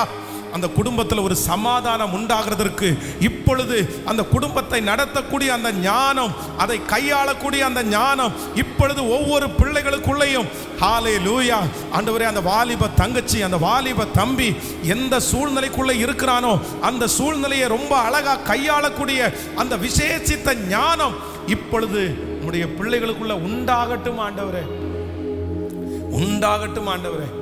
பிரமிக்கணும்பா, பிரமிக்கணும்பா, பிரமிக்கணும் ஆண்டவரே. சாலமோன் ஃபர்ஸ்ட் டைம் அந்த குழந்தைய குறிச்ச ஆண்டவரே அந்த காரியத்தை சொல்லும்போது சுத்தி இருக்கிறவங்க அத்தனை பேரும் பிரமிச்சது மாதிரி இந்த சத்தத்தை கேட்டுக்கொண்டிருக்கிற வாலிபனுடைய ஞானத்தை பார்த்து அவங்க பிரமிக்கணும். தங்கச்சியினுடைய ஞானத்தை பார்த்து பிரமிக்கணும். எங்க பிள்ளை குடும்பத்தை நடத்துகிற அந்த ஆண்டவரை ஞானத்தை பார்த்து நாங்க எல்லாரும் பிரமிக்கணும். பேதைகளை ஞானி ஆக்குகிற கர்த்தர், ஞானி ஆக்குற இதெல்லாம் எங்க தலை மேல ஆம் என்றும் ஆமேன் என்றும். அப்படியே கர்த்தர் நம்முடைய ஜெபத்தை கேட்டதற்காக கரங்களை எல்லாரும் தட்டி, கரங்களை எல்லாரும் தட்டி thank you Jesus. ஹல்லேலூயா. ஆண்டவர் எதை வேணும்னாலும் நமக்கு தருவார், எதை வேணும்னாலும் கர்த்தர் தருவார். ஆண்டவரிடத்திலே கேட்கிற ஒருவரையும் கர்த்தர் வெறுமையாய் அனுப்பவே மாட்டார். இந்த 7 நாட்களில் நீங்க என்னென்ன கேட்குறீங்களோ எல்லாமே ஒரு நாள் உங்களுக்குள்ள ஒர்க் ஆகும். எத்தனை பேர் ஆமோதிக்கிறீர்கள்? ஏன்னா உங்களை ஜெபிக்க வைக்கிறவர் கர்த்தர், உங்களை ஜெபிக்க வைக்கிறவர் ஆண்டவர். உங்க மனசுக்குள்ள இப்படி ஒன்று, எனக்கு இப்படி நான் இருக்கணும்னு உங்களுக்கு ஒரு மனசுல ஒரு ஆசை வந்துச்சுன்னா உடனே அதை ஆண்டவரிடத்துல சொல்லுங்க. ஆண்டவரே, இதை செய்யறதுக்கு எந்த தகுதி என்னிடத்துல இல்லை, ஆனா என்ன நீங்க அப்படி மாத்துறதுக்கு நீர் வல்லவராக இருக்கிறீர். அதெல்லாம் ஒரு நாள் ஒர்க் அவுட் ஆகும். ஏனென்றால் நம்முடைய தேவன் ஜெபத்தை கேட்கிறவர். சகரியா இளம் வயது மனைவியோடு இருக்கும்போது ஒரு குழந்தைக்காக ஜெபித்த ஜெபத்தை வயது சென்று இனி குழந்தையே பிறக்காது என்கிற நம்பிக்கை முற்றும் அற்றில் போய் தான் ஜெபித்த ஜெபத்தையே மறந்து அதை நம்பாமல் அதை விட்டு கர்த்தரை நேசிக்கிற அந்த மனுஷனுக்கு அந்த வயதான காலத்தில் கர்த்தர் முதல்ல என்ன தரிசனமானார்னா சொல்லும்போது சொல்கிறார், உன் ஜெபத்தை நான் கேட்டேன், உனக்கு ஒரு பிள்ளையை நான் தருவேன். அப்போ ஆண்டவர் நம்முடைய ஜெபத்தை மறக்கவே மாட்டார். நம்முடைய ஜெபமெல்லாம் கர்த்தருடைய சமூகத்திலே தூபமாய் இருக்கிறது. கண்டிப்பாக அந்த ஜெபத்திற்கு பதில் உண்டு. நாட்கள் ஆனது, நீடித்து போனது, அது வரவில்லை என்று பயப்பட வேண்டாம். சகரியாவை நினைத்த கர்த்தர் நிச்சயமாய் உங்களை நினைப்பார். உங்கள் பிள்ளைகளுக்காக ஜெபித்த ஜெபம் கேட்கப்படும். உடைய குடும்பத்திற்காக ஜெபித்த ஜெபம் கேட்கப்படும். உங்களுக்காக நீங்கள் ஜெபித்த ஜெபம் கேட்கப்படும். சீக்கிரமாய் அதற்கு வல்லமையை கர்த்தர் கொடுத்து உங்கள் கண்களை பிரமிக்கிற அளவிற்கு அந்த ஜெபம் கிரியை செய்கிற காலம் வரப்போகிறது. நீங்கள் ஆண்டவரிடத்திலே கேட்டது கிரியை செய்கிற காலம் வரப்போகுது. அதனால கேளுங்க, கேளுங்க. இந்த 7 நாட்களும் கேளுங்க, ஆண்டவரிடத்தில் கேளுங்க. இந்த முதல் நாள் அப்படிதான் கேட்க போறோம். ஆண்டவரே, எனக்காக அடாத வழக்கில் தலையிடாதபடி என்னை கிருபையாய் காத்து கொள்ளும். என்னால் ஒரு சண்டை என் வீட்டுக்கு வரக்கூடாது. நான் எந்த பிரச்சனையை இழுத்துட்டு வரக்கூடாது. நான் இனி தப்பு பண்ணிட்டேனேன்னு நான் ஃபீல் பண்ணவே கூடாது. அந்த அளவிற்கு எனக்கு ஞானத்தினால் என்னை நிரப்புகிற கர்த்தர். அப்படிதான் நடக்க போகுது. சீக்கிரமா நீங்க சாட்சி சொல்லுவீங்க. இந்த நாள் உங்களுடைய மனதிலே குறிக்கப்படுகிற ஒரு நாளாய் மாறும். உங்களுடைய வாழ்க்கையிலே இது எழுதப்படுகிற நாளாய் மாறும். இதற்கு பிறகு எந்த இடத்துலையும் நான் இப்படி ஒரு தப்பை பண்ணிட்டனே, இப்படி நான் ஏமாந்துட்டனே அப்படின்னு நீங்க சொல்லாதபடிக்கு கர்த்தர் உங்களை அனைத்து இடத்திலையும் காத்து யூகித்து செய்யக்கூடிய அந்த ஞானத்தை கர்த்தர் நமக்கு கிருபையாய் தருவாராக. ஹல்லேலூயா. அலங்கத்தை கட்டுவதற்காக தேவனுடைய மனுஷன் அந்த ராஜாவினிடத்திலே அனுமதி கேட்டுட்டு போகும்போது பார்த்தீங்கன்னா சன்பல்லாத்து, தொபியா, கேஷேம், உள்ளுக்குள்ளே பிரச்சனை எல்லாம் இருக்குது. அவங்க கை சலைத்து போகுது. ஆனாலும் அது எல்லாவற்றையும் ஞானமாய் செய்து அந்த அலங்கத்தை கட்டி முடிக்கிற அந்த பவரை கர்த்தர் அந்த தேவ மனுஷனுக்கு கர்த்தர் தந்தார். அந்த கிருபையை நம்ம எல்லாருக்கும் ஆண்டவர் தருவார். உங்க எல்லாருக்கும் ஆண்டவர் தருவார்.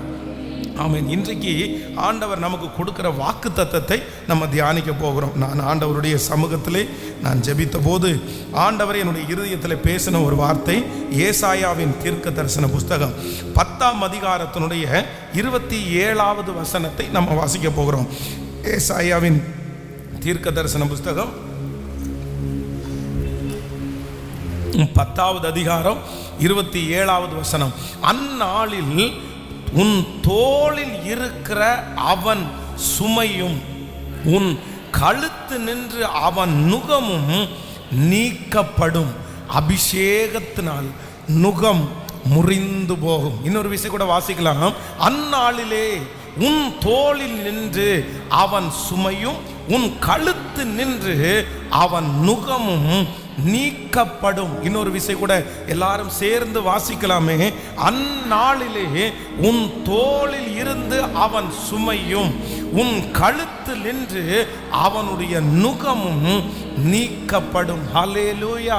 கர்த்தருடைய பிள்ளைகளே, இந்த இரக்கம் செய்யும் வரை கூட்டத்தினுடைய இந்த முதல் நாள் ஆண்டவர் நாம் அனைவருக்கும் கொடுக்கிற ஒரு நல்ல வாக்குத்தத்தம் என்ன அப்படின்னு சொன்னா, உன் தோளின் மேல் இருக்கிற அவனுடைய நுகம் நீக்கப்படும் என்று கர்த்தர் வாக்கு கொடுக்கிறார். உங்கள் தோள் மேல் இருக்கிற நுகத்தை கர்த்தர், நுகத்தடிகளை மாற்றுகிற கர்த்தர், அந்த நுகத்தை நீக்கி போடுவேன் என்று கர்த்தர் வாக்கு கொடுக்கிறார். அவன் நுகத்தை, ஒருவேளை உங்களுடைய எதிராளிகளாக இருக்கலாம், சத்துருவினால் வைக்கப்பட்ட நுகமா இருக்கலாம், பரம்பரையாய் வைக்கப்பட்ட நுகமா இருக்கலாம், ஏதோ ஒரு கஷ்டம், ஏதோ ஒரு சுமை உங்களுடைய கழுத்திலே உங்களுடைய வாழ்க்கையை அழுத்தி கொண்டே இருக்கலாம். பல நாட்களாக யார் முயற்சி எடுத்தும் அதை எடுக்க முடியாமல் இருக்கலாம். ஆனால் ஆண்டவர் வாக்கு கொடுக்கிறார், இந்த 7 நாட்கள் ஜெபம் முடியும் போது உங்கள் கழுத்திலே இருக்கிற அந்த சுமை, பல நாட்களாக சுமந்து கொண்டிருக்கிற சுமை, பல ஆண்டுகளாக சுமந்து கொண்டிருக்கிற அந்த சுமையை நீக்கி போடுவேன் என்று கர்த்தர் வாக்கு கொடுக்கிறார். அந்த கடன் சீக்கிரமாய் நீங்க போகிறது, அந்த வியாதி சீக்கிரமாய் நீங்க போகிறது, அந்த மன அழுத்தம் சீக்கிரமாய் நீங்க போகிறது. ஹல்லேலூயா. அந்த சுமையை நீக்கி போடுகிற கர்த்தர் நம்மத்திலே அசைவாடுகிறார். ஹல்லேலூயா. வேதம் சொல்கிறது, வருத்தப்பட்டு பாரம் சுமக்கிறவர்களே, நீங்கள் எல்லாரும் என்னிடத்தில் வாருங்கள், நான் உங்களுக்கு இளைப்பாறுதலை தருவேன். நம்முடைய ஆண்டவர் யார் அப்படின்னு சொன்னா, நம்முடைய சுமைகளெல்லாம் இறக்கி வச்சு நம்முடைய கழுத்திலிருந்து நம்மை அழுத்துகிற பிரச்சனையிலிருந்து நமக்கு விடுதலை கொடுக்கிறவர் தான் நம்முடைய ஆண்டவர். பொதுவாக இந்த இடத்துல நுகம் அப்படின்றது என்ன அப்படின்னு சொன்னா, 2 மாடுகள் தனக்கு மேல் வைக்கப்படுகிற அந்த பாரத்தை சுமக்கிறதுக்கு முதலிலே அதனுடைய கழுத்தில் மாட்டப்படுகிறதுக்கு பேர் தான் இந்த நுகம். நுகம் என்கிறது ஒரு பெரிய கட்டை மாதிரி இருக்கும், உங்களுக்கு எல்லாருக்கும் தெரியும்.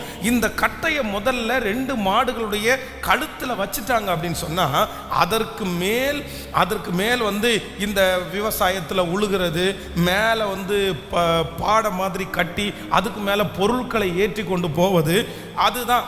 ஆனால் ஒரு பெரிய விஷயம் என்ன அப்படின்னு சொன்னால், இந்த மாடுகளுடைய கழுத்தில் ஒரு நுகத்தை மாட்டிட்டாங்கன்னா, எஜமானன் மாட்டினதற்கு பிறகு அது என்னதான் ட்ரை பண்ணாலும், எவ்வளவு முயற்சி எடுத்தாலும் அந்த மாடுனால அந்த சுமையை வெளியே எடுக்கவே முடியாது.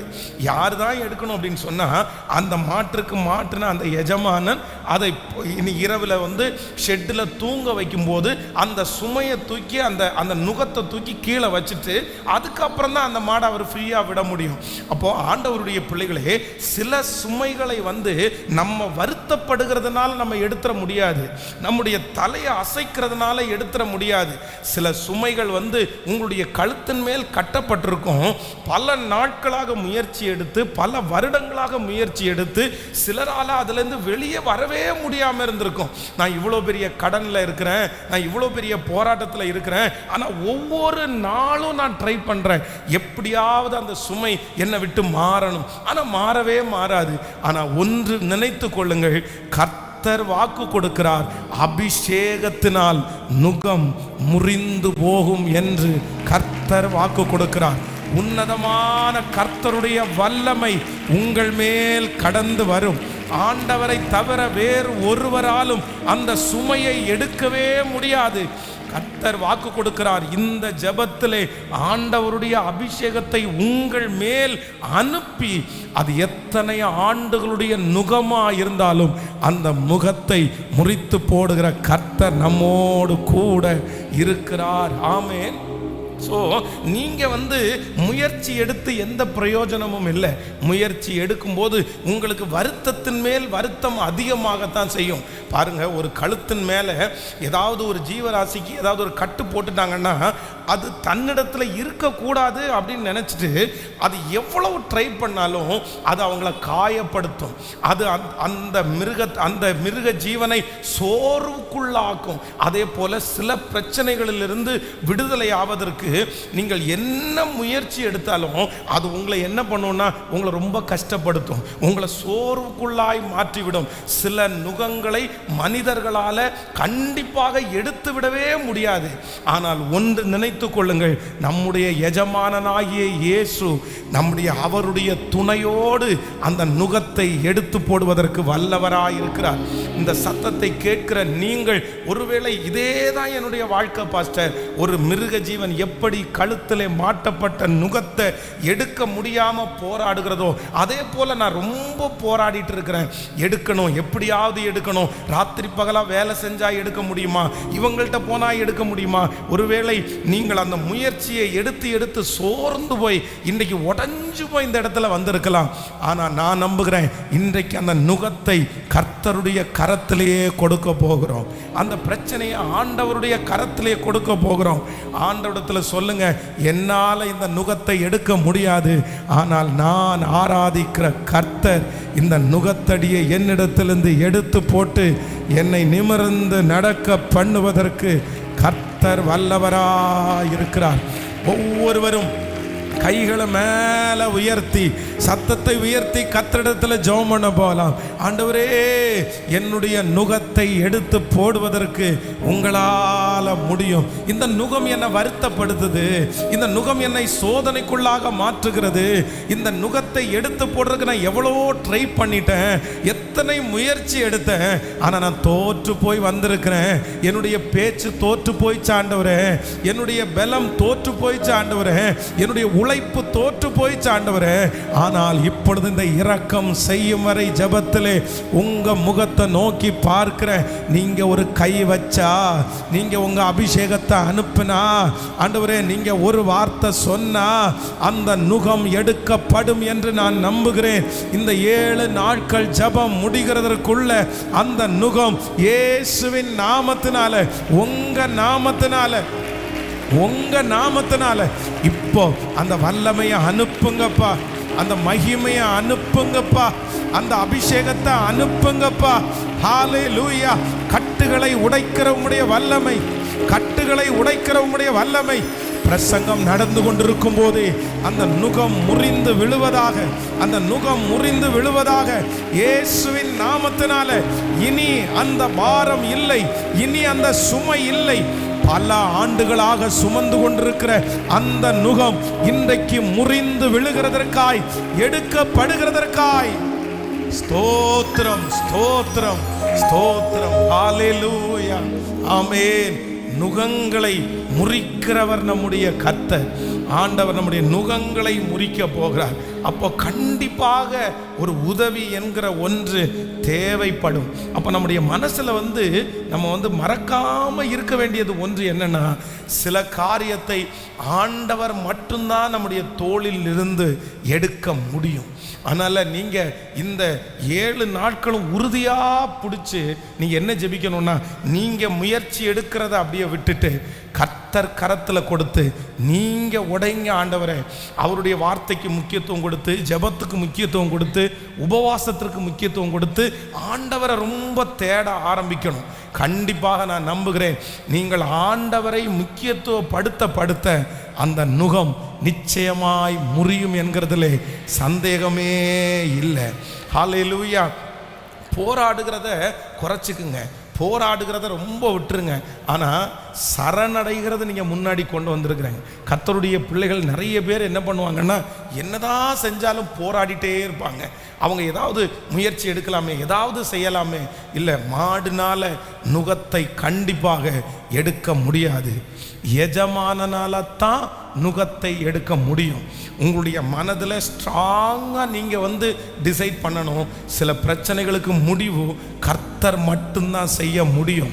அவர் எழும்புவார், அவர் கிரியை செய்வார், அவர் ஆளுகை செய்வார். அவரே உடைத்து போடுவதற்கு வல்லவராய் இருக்கிறார். ஆமேன் சொல்லுங்கள். கரங்களை அசைத்து ஒரு ஹல்லேலூயா.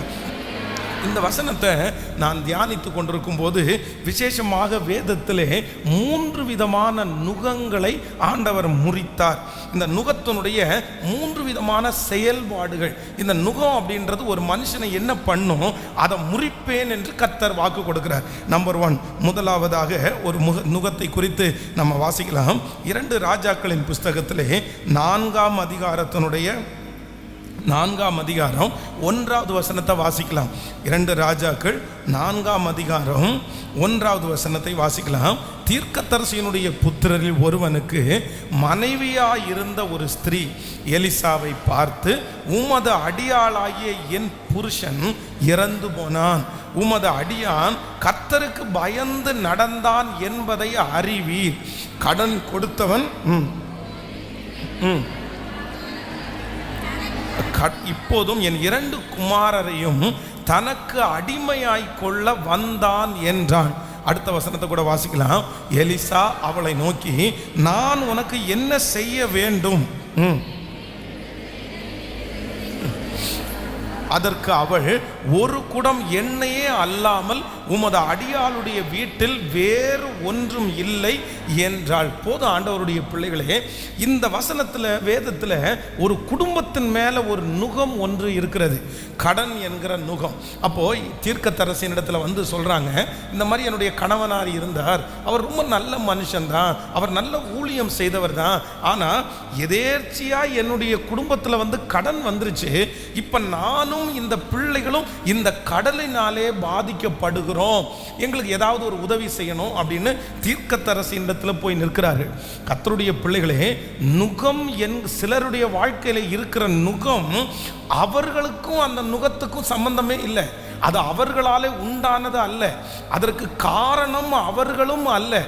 இந்த ஜெபத்தில் இருக்கிற உங்கள் வாழ்க்கையில் சில நுகங்கள் காரணமே இல்லாமல் நீங்கள் செய்யாத தவறுக்காக, நீங்கள் பண்ணாத ஒரு காரியத்திற்காக ஒரு நுகம் உங்களுடைய கழுத்தின் மேல் மாட்டப்பட்டிருக்கலாம்.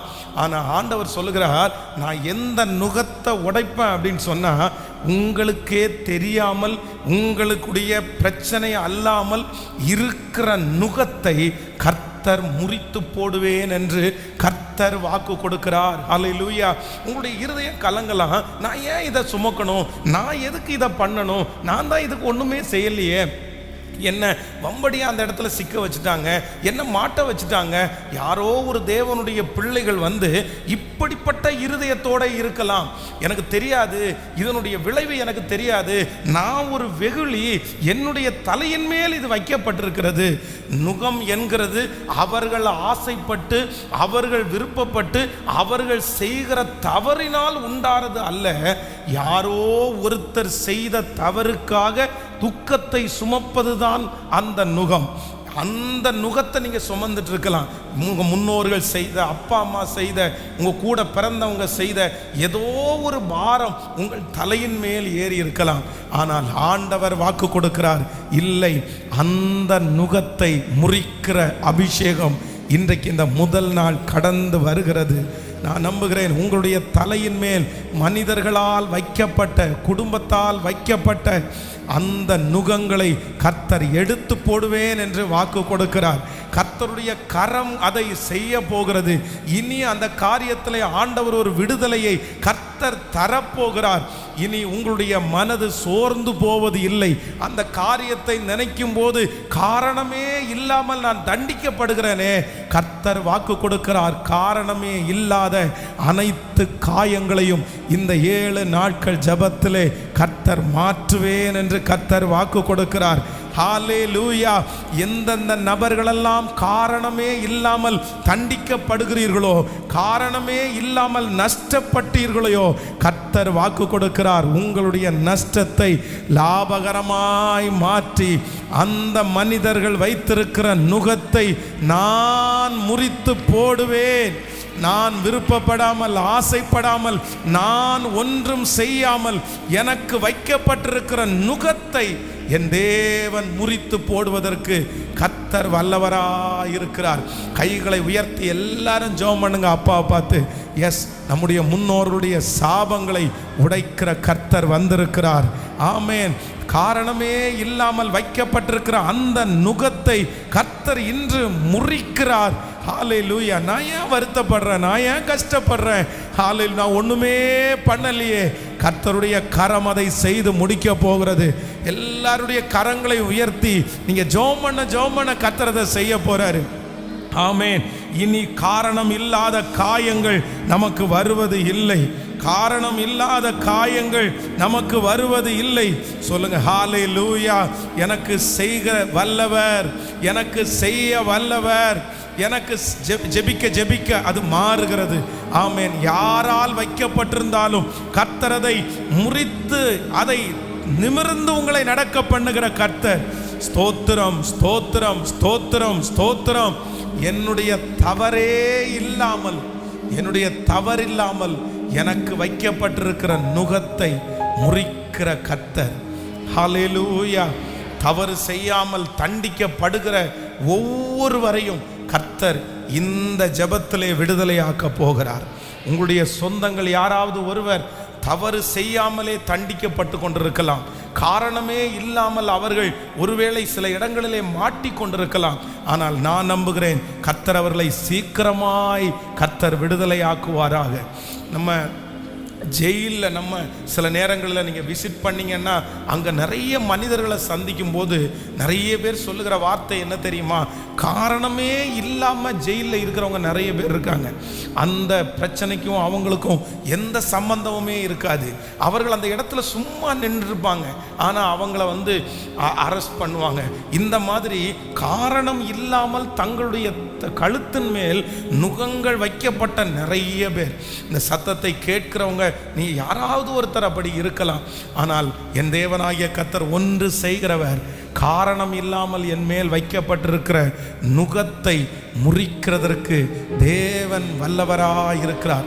உங்கள் மேல் பொறாமைப்பட்டு சிலர் வைத்திருக்கலாம். உங்களுக்கு தெரியாத ஒரு நபர்களால் உங்களுக்கு வந்திருக்கலாம்.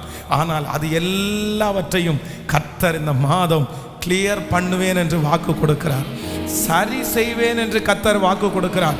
உங்கள் முன்னோர்கள் செய்த தவறுகளின் நிமித்தமாய் வைக்கப்பட்டிருக்கிற அந்த நுகத்தை இந்த 7 நாட்கள் ஜெபம் கண்டிப்பாக முறியடிக்கும். இனி அந்த பாரம் உங்களுடைய கழுத்தின் மேல் இருப்பது இல்லை. கர்த்தருடைய அபிஷேகத்தின் வல்லமை இறங்கட்டும், அந்த பிள்ளை மேலே இறங்கட்டும்.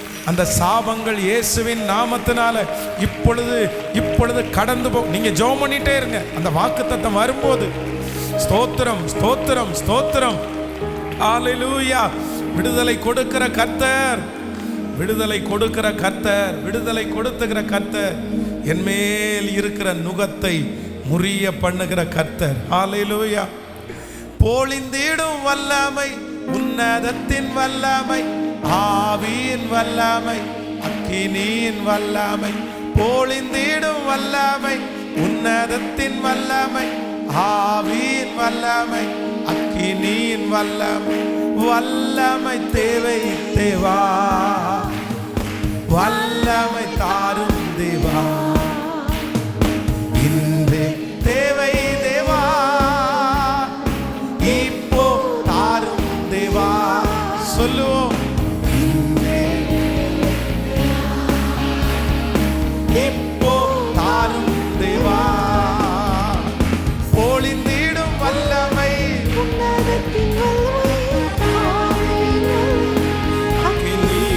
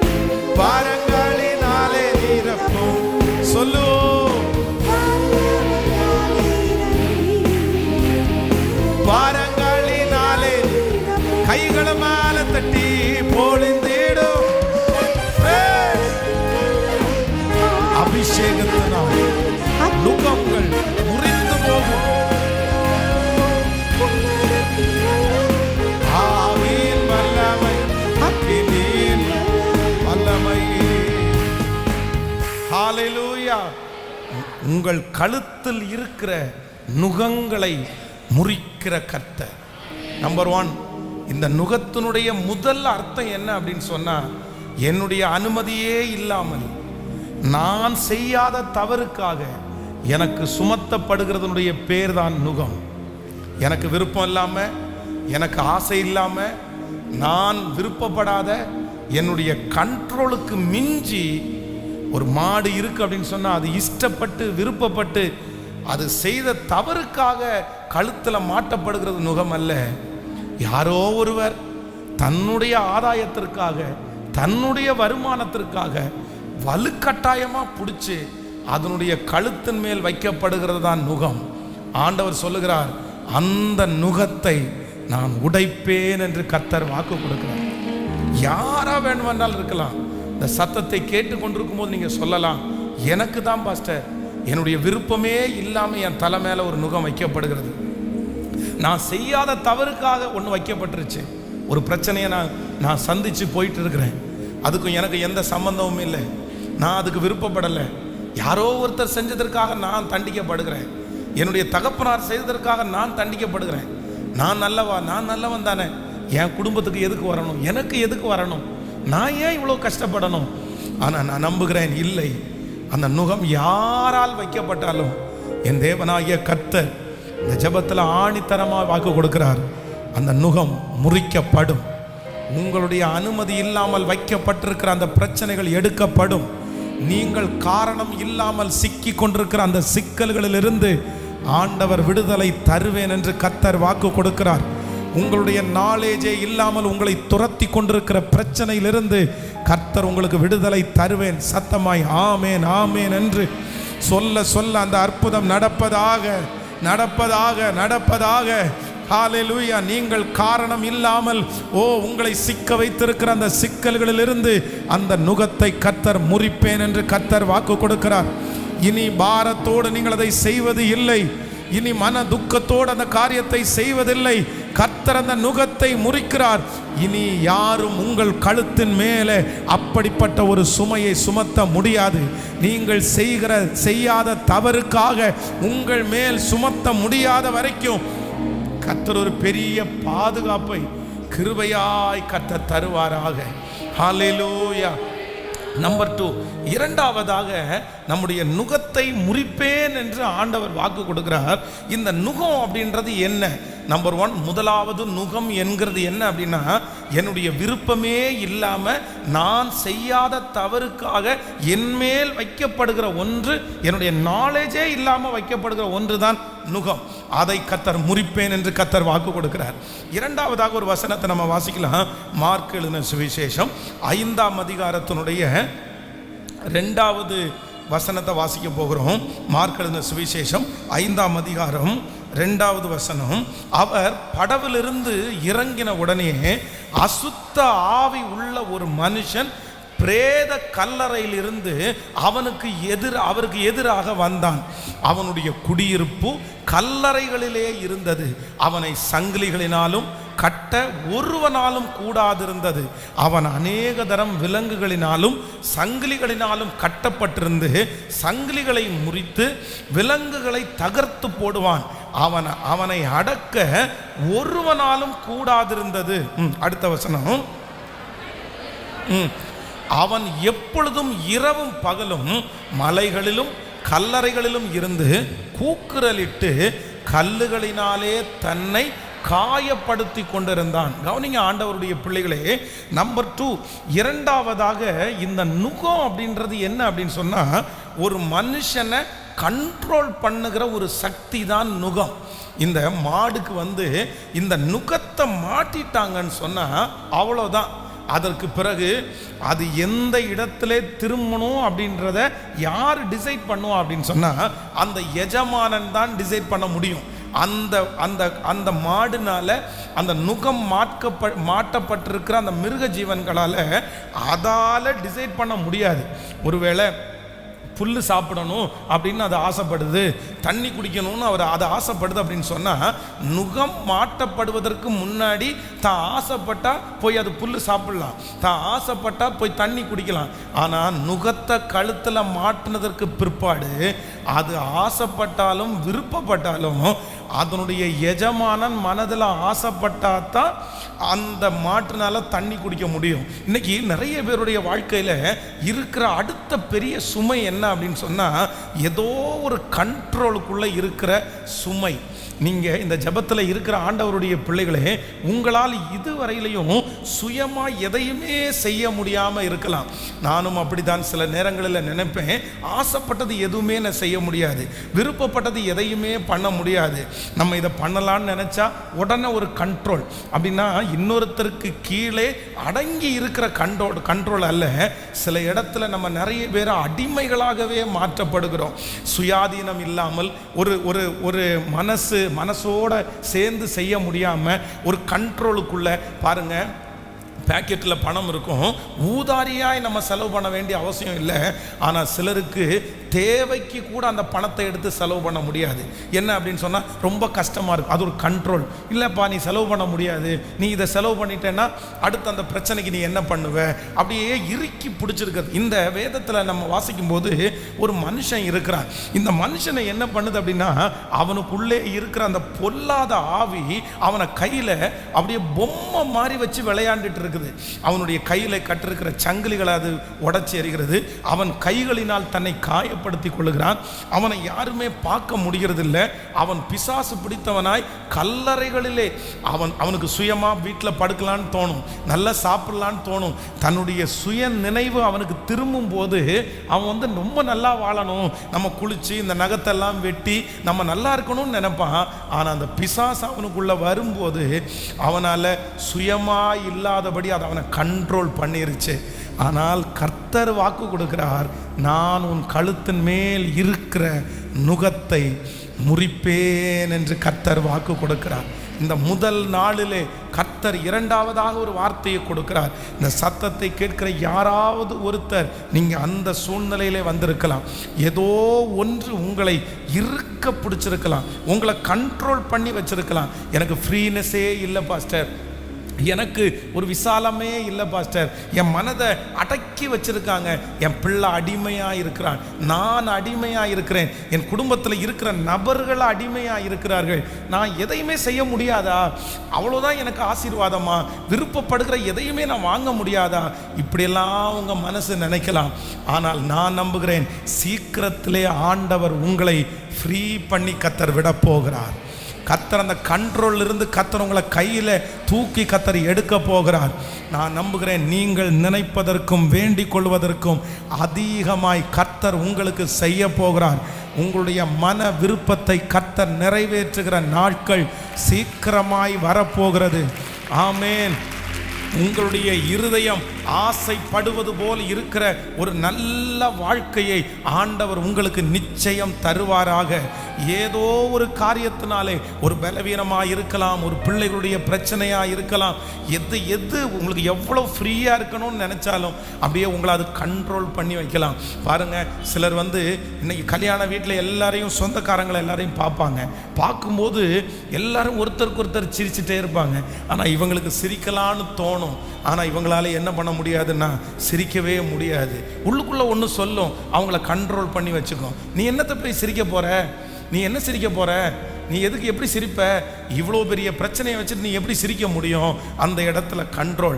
இந்த ஜெபத்தில் இருக்கிற நிறைய பிள்ளைகள் எங்கு போனாலும் ஒரு விஷயம் உங்களை அப்படியே கண்ட்ரோல் பண்ணிகிட்டே இருக்கலாம். ஏதோ ஒன்று என்னை சிரிக்க விடலை, என்னை சந்தோஷமாக இருக்க விடலை, என்னை சாப்பிட விடலை, என்னை ஒரு நல்ல ட்ரெஸ் பண்ண விடலை, என் மனசில் அது என்னை பாதிச்சுட்டே இருக்குது. ஏதோ ஒரு காரியம், உங்கள் பிள்ளைகளாக இருக்கலாம், நீங்களாக இருக்கலாம். ஆனால் என் ஆண்டவர் வாக்கு கொடுக்கிறார், அந்த நுகத்தடியை முறிக்கிற கர்த்தர் என்னோடு கூட, நம்மோடு கூட கர்த்தர் இருக்கிறார். ஹல்லேலூயா. உங்களுக்கு ஒரு விசாலத்தை கர்த்தர் தருவார். உங்களை தனியாய் கர்த்தர் நிற்க பண்ணுவார். ஹல்லேலூயா. உங்களுக்கு கர்த்தர் ஒரு ஃப்ரீனஸை கர்த்தர் சீக்கிரமாய் தருவார். உங்களுக்கு இருக்கிற கட்டுப்பாடுகள் எல்லாம் உடைக்கப்படும். அந்த மனுஷனுக்குள்ளே இருந்த லேகியோன் என்கிற பிசாசு வெளியே போனதற்கு பிற்பாடு அவன் உடை உடுத்தி வந்து நின்றது போல கர்த்தர் அநேகருக்கு முன்பாக உங்களை சாட்சியாய் நிறுத்துவார். நீங்கள் அவர்களுக்கு முன்பாக தைரியமாய் பேசுவீர்கள். நீங்கள் அந்த இடத்துல சந்தோஷப்படுவீர்கள். அந்த இடத்துல உங்களை ஒதுக்குறதற்கு கர்த்தர் இனி அனுமதிக்க மாட்டார். அப்படிப்பட்ட ஒரு இருதய தைரியத்தை எல்லாருக்குள்ளேயும் கர்த்தர் கிருபையாய் தருகிறவர். ஹல்லேலூயா. கர்த்தருடைய பிள்ளைகளே, இளம் வயதிலேயே ரொம்ப படிக்காததுனால ஒரு ரெக்ஸ்டி அப்படின்னா தனிப்பைப்படுத்துவது அப்படின்றது எனக்குள்ள அப்படியே வளர்ந்துட்டே இருந்துச்சு. எங்கே போனாலுமே அவ்வளோ சீக்கிரமாக முன்னாடி போய் நிற்க மாட்டேன். யாரிடத்துலையுமே அவ்வளோ சீக்கிரமாக போய் பேச மாட்டேன். எந்த இடத்துல போய் நின்னாலும் என்னை அறியாமலே ஒரு ஒதுக்குற ஃபீல் எனக்குள்ளே இருந்துகிட்டே இருக்கும். என்னென்னா முதல்ல என்ன தோணும் அப்படின்னு சொன்னால், நீ அழகில்லை அப்படின்றது என்னுடைய மனசுக்குள்ளே இருக்கும். சரி, இன்னொன்று சொன்னோம், நீ போட்டிருக்கிற ட்ரெஸ்ஸு நல்லாவே இல்லை, இங்கே இருக்கிறவங்க எல்லாம் எவ்வளோ நல்லா ட்ரெஸ் பண்ணியிருக்கிறாங்க, நீ என்னத்தை போய் ட்ரெஸ் பண்ணியிருக்கிற அப்படின்னு. நான் ஸ்கூலில் படிக்கும்போது நான் இந்த சாப்பாடு வாங்குறதுல தான் ரொம்ப மனசு வருத்தமாக இருக்கும். 8th ஸ்டாண்டர்டு படிக்கிற போது நான் படித்த ஸ்கூலில் இந்த 8th ஸ்டாண்டர்டு பசங்க தான் பெரிய பசங்க. அதோடு முடிச்சுட்டு அடுத்த ஸ்கூலுக்கு போகிறாங்க. 8th ஸ்டாண்டர்டு படிக்கிற ஒரு பையன் கூட 4th 4ஆம் வகுப்புக்கு மேலே இருக்கிற பிள்ளைகள் சத்துணவு வாங்குறதுக்கு லைனில் நிற்கவே மாட்டாங்க. இல்லை, சத்துணவு வாங்குறதுக்கு லைனில் நிற்கிறது ஏன்னா ஒரு 4th ஸ்டாண்டர்டுக்குள்ளே இருக்கிற பிள்ளைங்க தான் நிற்பாங்க. ஆனால் அந்த 8th 9th 10th அதுவும் இந்த 10th 9th 10th பார்த்தீங்கன்னா என்னை ஒரு பெரிய ஸ்கூலில் மேனேஜ்மெண்ட் ஸ்கூலில் தான் படிக்க வச்சாங்க. ஆனால் அந்த ஸ்கூலில் போய் மத்தியானம் சாப்பாடு வாங்குறதுக்கு லைனில் நிற்போம் பாருங்களேன். அப்போ ஒரு ரிஜெக்ஷன் வரும் பாருங்களேன். ஐயோ, உண்மையிலே சாப்பிடாம இருந்தால் கூட பரவாயில்ல, ஆனால் பசி சாப்பிட்டே ஆகணும். அதனால் இந்த பிள்ளைங்க படிக்கிற பிள்ளைங்கெல்லாம் சாப்பிட்டுட்டு அந்த தட்டை கழுவுறதுக்கு போகும்போது அது வேற ஒருத்தருக்கா போடுவாங்களா, அதுக்குள்ளே இந்த பிள்ளைங்கெல்லாம் சாப்பிட்டு முடிச்சிடுவாங்க. ஸ்கூலில் எப்போவுமே நமக்கு எப்போ டைம் கிடைக்கும், எப்போ கிரவுண்டுக்கு போய் விளையாடலான் இருக்கிறனால பிள்ளைங்க மடமடன்னு சாப்பிட்டு போய் கிரவுண்டில் விளையாடுவாங்க. நமக்கு லைனில் கடைசியில் கொடுக்கறதுக்கே ரொம்ப லேட் ஆகும். அதுவும் சின்ன பிள்ளைங்களுக்கெல்லாம் கொடுத்ததுக்கப்புறம் தான் பெரிய பிள்ளைங்க கொடுப்பாங்க. நான் சாப்பாடை தட்டில் வாங்குறதுக்குள்ளே என் கிளாஸில் உள்ள பிள்ளைங்களும் பசங்களும் சாப்பிட்டு முடிச்சுட்டு தட்டை தூக்கிட்டு கழுவுறதுக்காக வருவாங்க. லிட்ரலாக அவங்க பார்க்கக்கூடாதுன்றதுக்காக தட்டை எடுத்து என் மூஞ்சில் மறைச்சு, சரி நம்ம லைனில் நின்று சாப்பாடு வாங்குறத பார்க்கக்கூடாதுன்னு நினச்சிருக்கிறோம். அப்படி மற்றவங்களுக்கு முன்னாடி நிற்கிறதற்கு ஒதுக்குனவன் நான். அதை எனக்கு ப்ளஸ்ஸாக எடுத்துக்க தெரியல. இன்றைக்கி அப்படிப்பட்ட ஒரு சூழ்நிலை வந்துச்சுன்னா அதெல்லாம் ஒன்றும் பிரச்சனை இல்லை, நம்மோட தான் கர்த்தர் இருக்கிறாரே அப்படின்ற ஒரு தைரியம் வந்துச்சு. ஆனால் அன்னைக்கு அப்படிப்பட்ட தைரியம் இல்லை. அன்னைக்கு அது வெக்கமாக இருந்துச்சு, அன்னைக்கு அது அவமானமாக இருந்துச்சு, அன்னைக்கு அது ரிஜெக்டாக எனக்கு ஃபீல் ஆயிடுச்சு. ஆனால் நான் இன்று நம்புகிறேன், கர்த்தர் அந்த நுகத்தடியை கர்த்தர் முறித்து போடுகிற கர்த்தர். ஹல்லேலூயா. முறித்து போடுகிற கர்த்தர். இந்த ஜெபத்தில் இருக்கிற யாரோ ஒருத்தருக்கு இப்படிப்பட்ட இந்த அனுபவத்தில் நீங்கள் கடந்து போய் கொண்டிருக்கலாம். பாஸ்டர், உண்மையாகவே என்னை ஏதோ ஒன்று கண்ட்ரோல் பண்ணி வச்சுருக்குது, நான் கண்ட்ரோலில் இருக்கிறேன், என்னால் எதுவுமே என்னால் பண்ண முடியல, என்னை சுற்றி அந்த மாதிரி தான் ஞாபகம் வருது, அது என்னை தடுத்து நிறுத்துது, அது என்னை ஒதுக்குது, அது என்னை தனிமைப்படுத்துது. ஆனால் கர்த்தர் என்னுடைய கழுத்தின் மேல் இருந்த அந்த நுகத்தடியை கர்த்தர் முறித்து போட்டார். ஹல்லேலூயா. இன்றைக்கு எனக்கு ஆகாரம் இருக்கிறதுனால நான் விடுதலையானேன்னு சொல்லலை.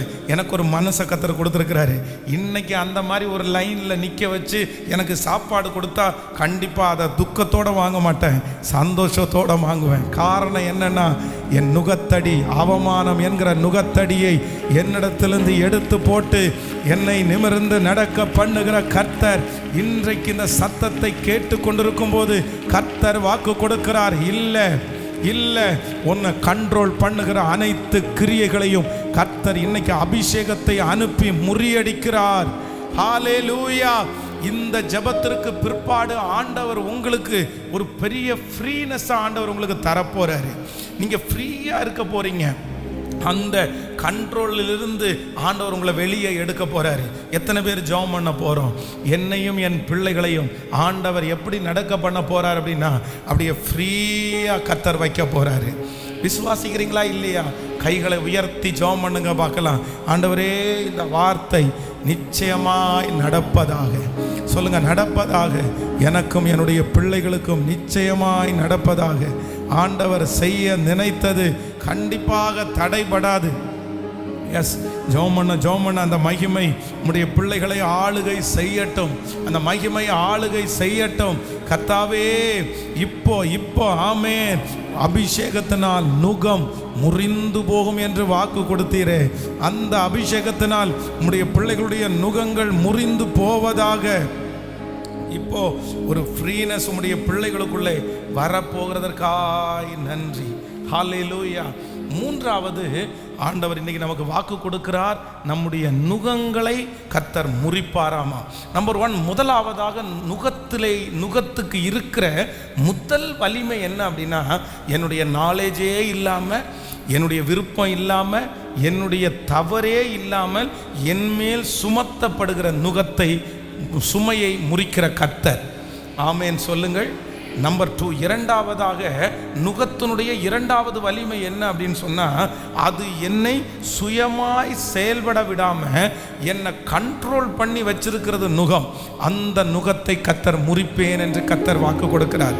நம்பர் 3, மூன்றாவதாக இந்த நுகத்துக்கு மூணாவது ஒரு பவர் இருக்குது. வாசிக்கலாம். லேவியராகமம் 26ஆம் அதிகாரத்தினுடைய 16வது வசனத்தை வாசிக்கலாமா? லேவியராகமம் 26ஆம் அதிகாரத்தினுடைய 13வது வசனத்தை வாசிக்கலாம். 26ஆம் அதிகாரம் 13வது வசனம். நீங்கள் எகிப்தியருக்கு அடிமைகளாய் இராதபடி நான் அவர்கள் தேசத்திலிருந்து உங்களை புறப்பட பண்ணி உங்கள் நுகத்தடிகளை முறித்து உங்களை நிமிர்ந்து நடக்க பண்ணின உங்கள் தேவனாகிய கர்த்தர். ஹல்லேலூயா. கர்த்தருடைய பிள்ளைகளே, இந்த மாடு நுகம் மாட்டப்பட்டதற்கு பிறகு அதுக்கு இருக்கிற ஒரு மிகப்பெரிய ஆபத்து என்ன அப்படின்னு சொன்னால், அது வரைக்கும் தன்னுடைய தலையை நிமிர்ந்து எல்லாத்தையும் பார்த்த அந்த ஜீவராசி நுகம் மாட்டப்பட்டதுக்கு பிற்பாடு அதால் என்ன பண்ண முடியாதுன்னா, தன்னுடைய தலையை நிமிர்த்த முடியாது. எப்பொழுதுமே அது எங்கே தான் பார்த்துட்டு இருக்கணும்னா, குமிஞ்சு தரையை மட்டும்தான் பார்க்க முடியுமே தவிர, அதனுடைய நுகம் எப்பொழுது எடுக்கப்படுகிறதோ அப்போதான் அது நிமிர்ந்து நடக்க முடியும், நிமிர்ந்து பார்க்க முடியும். அப்போ ஆண்டவர் சொல்லுகிறார், நம்முடைய கழுத்தின் மேல் இருக்கிற நுகத்தை ஆண்டவர் முறிக்கிறாராமா. இன்று இந்த ஜெபத்தில் இருக்கிற உங்களுடைய வாழ்க்கையிலே நுகம் என்கிற ஒரு அடிமைத்தனம், அதாவது அந்த ஒன்னே அந்த பாரமான ஒன்று, அந்த வருத்தமான ஒன்று, அந்த வருத்தமான ஒரு வியாதியை, அந்த வருத்தமான ஒரே ஒரு காரியத்தை திரும்ப திரும்ப நீங்கள் பார்த்துட்டே இருக்கலாம். நிமிர்ந்து வேற எதையும் பார்க்க முடியாமல், வேற எந்த ஆசீர்வாதத்தையும் பார்க்க முடியாமல், இந்த ஒரு பிரச்சனையே சுற்றி சுற்றி சுற்றி உங்களுடைய ஞாபகத்தில் வந்து கொண்டே இருக்கலாம். இந்த ஒன்று உங்களுடைய ஓட்டத்தை தடை பண்ணலாம், இந்த ஒன்று உங்களுடைய வருமானத்தை தடுத்து நிறுத்தலாம், இந்த ஒன்றுனால நீங்கள் ரொம்ப ஸ்ட்ரெஸ் ஆகலாம். பாஸ்டர், என்னால் முடியல, எங்கே சுற்றி நின்னாலும் இந்த ஒரே ஒரு பிரச்சனை எனக்கு முன்னாடி வந்து நிற்குது, இதனால எனக்கு எந்த விடுதலையும் எனக்கு இல்லை, இந்த ஒன்னையே நான் பார்த்துட்டு இருக்கிறேன், இதனால நான் ரொம்ப வருத்தப்படுகிறேன். ஆனால் கர்த்தராகிய ஆண்டவர் வாக்கு கொடுக்கிறார், இல்லை, நீங்கள் பார்த்து கொண்டிருக்கிற அந்த பிரச்சனையிலிருந்து உங்கள் நுகத்தடிகளை முறித்து போட்டு கர்த்தர் நிமிர்ந்து நடக்க பண்ணி உங்களை சுற்றி சுற்றி அந்த கைக்குள்ளே வைத்திருக்கிற உங்களை பார்க்க பண்ணுகிற அந்த பிரச்சனையிலிருந்து இதோ கர்த்தர் சீக்கிரமாய் விடுதலையாக்கி உங்களை நிமிர்ந்து நடக்க பண்ணுகிற கர்த்தர். உங்கள் கண்கள் அநேக ஆசீர்வாதத்தை பார்க்கும், உங்களுடைய கண்கள் அநேக வெற்றியை பார்க்கும், உங்களுடைய கால்கள் அநேக இடங்களிலே நடக்கும், அநேக இடங்களிலே நடக்கும். கர்த்தர் உங்களுடைய நுகத்தடிகளை முறித்து நிமிர்ந்து நடக்க பண்ணுகிறார். எத்தனை பேர் விசுவாசிக்கிறோம்? ஸோ இந்த ஃபர்ஸ்ட் டே, முதல் நாள் ஆண்டவர் வாக்கு கொடுக்கிறார், உங்கள் கழுத்தில் இருக்கிற நுகத்தடியை முறித்து நான் உன்னை நிமிர்ந்து நடக்க பண்ணுவேன். அந்நாளிலே உன் தோளில் இருந்து அவன் சுமையும் உன் கழுத்திலிருந்து அவன் நுகமும் முறிக்கப்படும். யார் உங்க கழுத்தின் மேல் வச்சாலும் கர்த்தர் சொல்கிறார், அவன் உங்கள் மேல் வைத்திருக்கிற சுமையையும் நுகத்தையும் நான் முறித்து போட வல்லவராய் இருக்கிறேன். சொல்லுங்க பார்க்கலாம். நம்பர் 1, முதலாவதாக நுகத்தினுடைய முதல் வலிமை என்ன அப்படின்னு சொன்னால், எனக்கு என்னுடைய விருப்பம் இல்லாமல், என்னுடைய நாலேஜ் இல்லாமல், என்னுடைய தவறு இல்லாமல் நான் அனுபவிக்கிற கஷ்டத்திலிருந்து, சுமையிலிருந்து கர்த்தர் என்னை விடுதலையாக்க வல்லவர். ஆமேன். சொல்லுங்கள், சொல்லுங்க பார்க்கலாம். நம்பர் 1, முதலாவது மறக்க மாட்டீங்கன்னு நம்புகிறேன். ஃபஸ்ட்டு கர்த்தர் என்ன பண்ண போகிறான்னு, என்னுடைய நாலேஜே இல்லாமல், என்னுடைய தவறு இல்லாமல் என் மேலே வைக்கப்பட்டிருக்கிற சுமையை எடுத்து போட்டு எனக்கு விடுதலை கொடுக்கிற ஒரு கர்த்தர் என்னோடு கூட இருக்கிறார். நம்பர் 2, இரண்டாவதாக என்னை கண்ட்ரோல் பண்ணி வச்சிருக்கிற பிரச்சனையிலிருந்து எனக்கு விடுதலை கொடுக்கறதற்கு கர்த்தர் வல்லவராக இருக்கிறார். சத்தமாய் ஆமேன் சொல்லுங்கள். நம்பர் 3, மூன்றாவதாக எதையுமே பார்க்காமல் ஒரே ஒரு பிரச்சனையை பார்க்க வச்சு என்னுடைய தலை நிமிர்ந்து கூட பார்க்க முடியாமல் ஒன்றுக்கு பின்னாடியே போயிட்டு இருக்கிறது மாதிரி என்னை வச்சிருக்கிற சூழ்நிலையிலிருந்து நுகத்தடியே முறித்து என்னை நிமிர்ந்து நடக்க பண்ணுகிற கர்த்தர் என்னோடு கூட இருக்கிறார். அபிஷேகத்தினால் நுகங்கள் முறிந்து போகும். எல்லாரும் அப்படியே எழும்பி நின்று தேங்க்யூ ஜீசஸ், ஹல்லேலூயா. அந்நாளிலே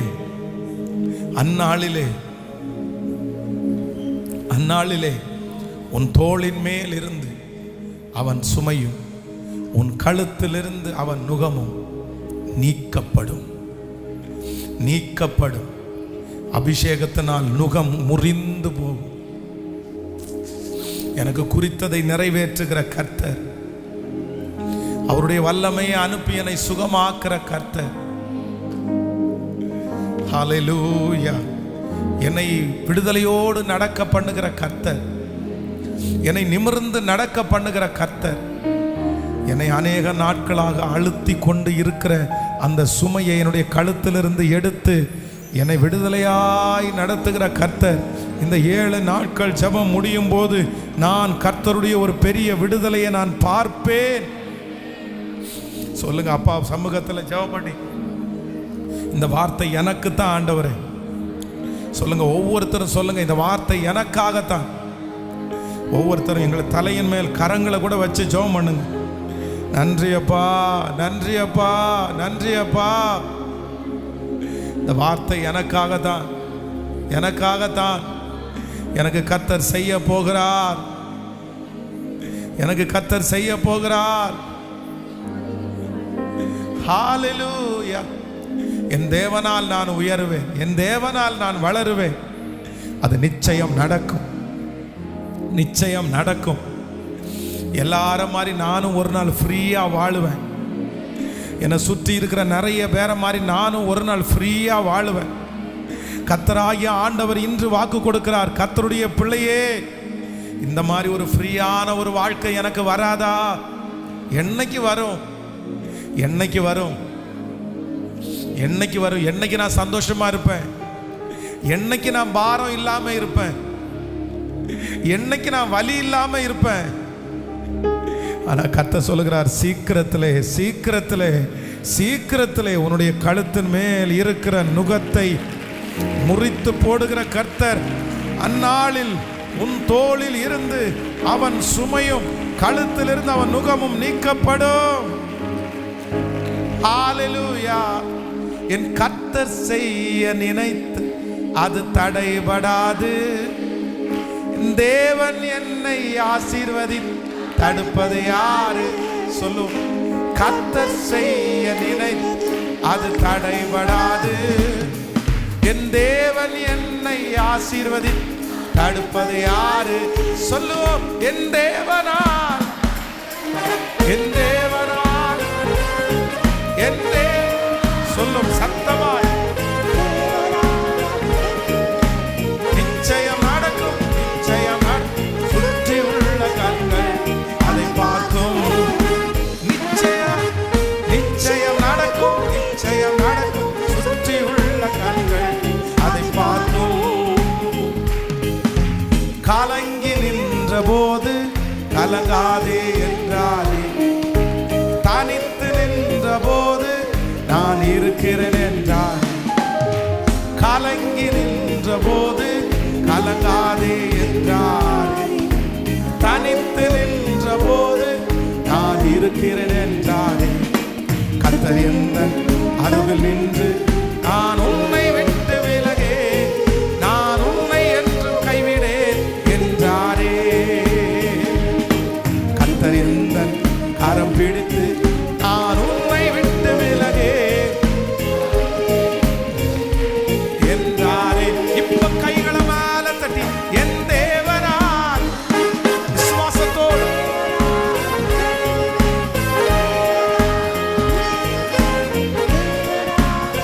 திரும்ப திரும்ப என் தேவனால் நிச்சயம் நடக்கும், நிச்சயம் நடக்கும். சுற்றியுள்ள கண்கள் ஹalleluya, சுற்றியுள்ள கண்கள் அதை பார்க்கும். முடியாதென்ற போது முடியும் என்றாரே, மனம் தளர்ந்த போது திடன் கொள் என்றாரே, முடியாதென்ற போது முடியும் என்றாரே, திடன் கொள் என்றாரே. கர்த்தர் எந்தன் அருகில் நின்று நான் உனக்காயாம் செய்வேன், உன் தேவை பார்த்துக் கொள்வேன். சொல்லுங்க ஹalleluya.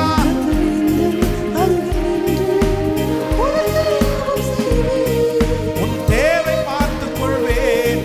எல்லாருடைய கைகளையும் மேல தட்டி என் தேவனா சொல்லுங்க சொல்லுங்க சொல்லுங்க. S Jesus Jesus Jesus. திரும்ப திரும்ப சொல்லு என் தேவனா. நிச்சயம் நடக்கும், நிச்சயம் நடக்கும். சுற்றியுள்ள கண்கள் ஹalleluya, சுற்றியுள்ள கண்கள் அதை பார்க்கும். சொல்லுங்க ஆண்டவரை பார்த்து, என் கர்த்தர் செய்ய நினைத்தது அது தடைபடாது, என் தேவன் என்னை ஆசீர்வதித்து தடுப்பது யாரு? என் கர்த்தர் செய்ய நினைத்தது அது தடைபடாது,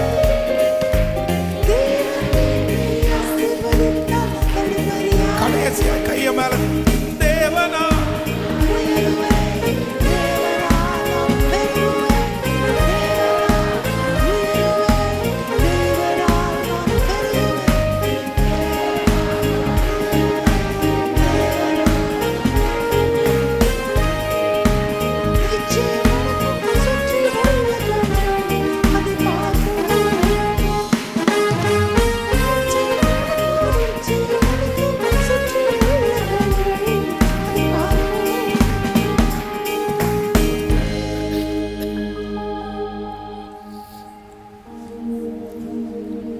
Jesus,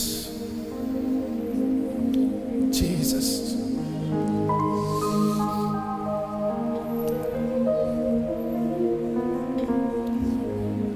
நன்றி ஆண்டவரே. நுகத்தடிகளை எல்லாம் முறித்து எங்களை நிமிர்ந்து நடக்க பண்ணுகிற கர்த்தர், எங்களை நிமிர்ந்து நடக்க பண்ணுகிற கர்த்தர். ஒரு ஃப்ரீனஸே இல்லாம நிறைய பிள்ளைங்க இருக்கிறது எனக்கு தெரியுது ஆண்டவரே. ரொம்ப இறுக்கமா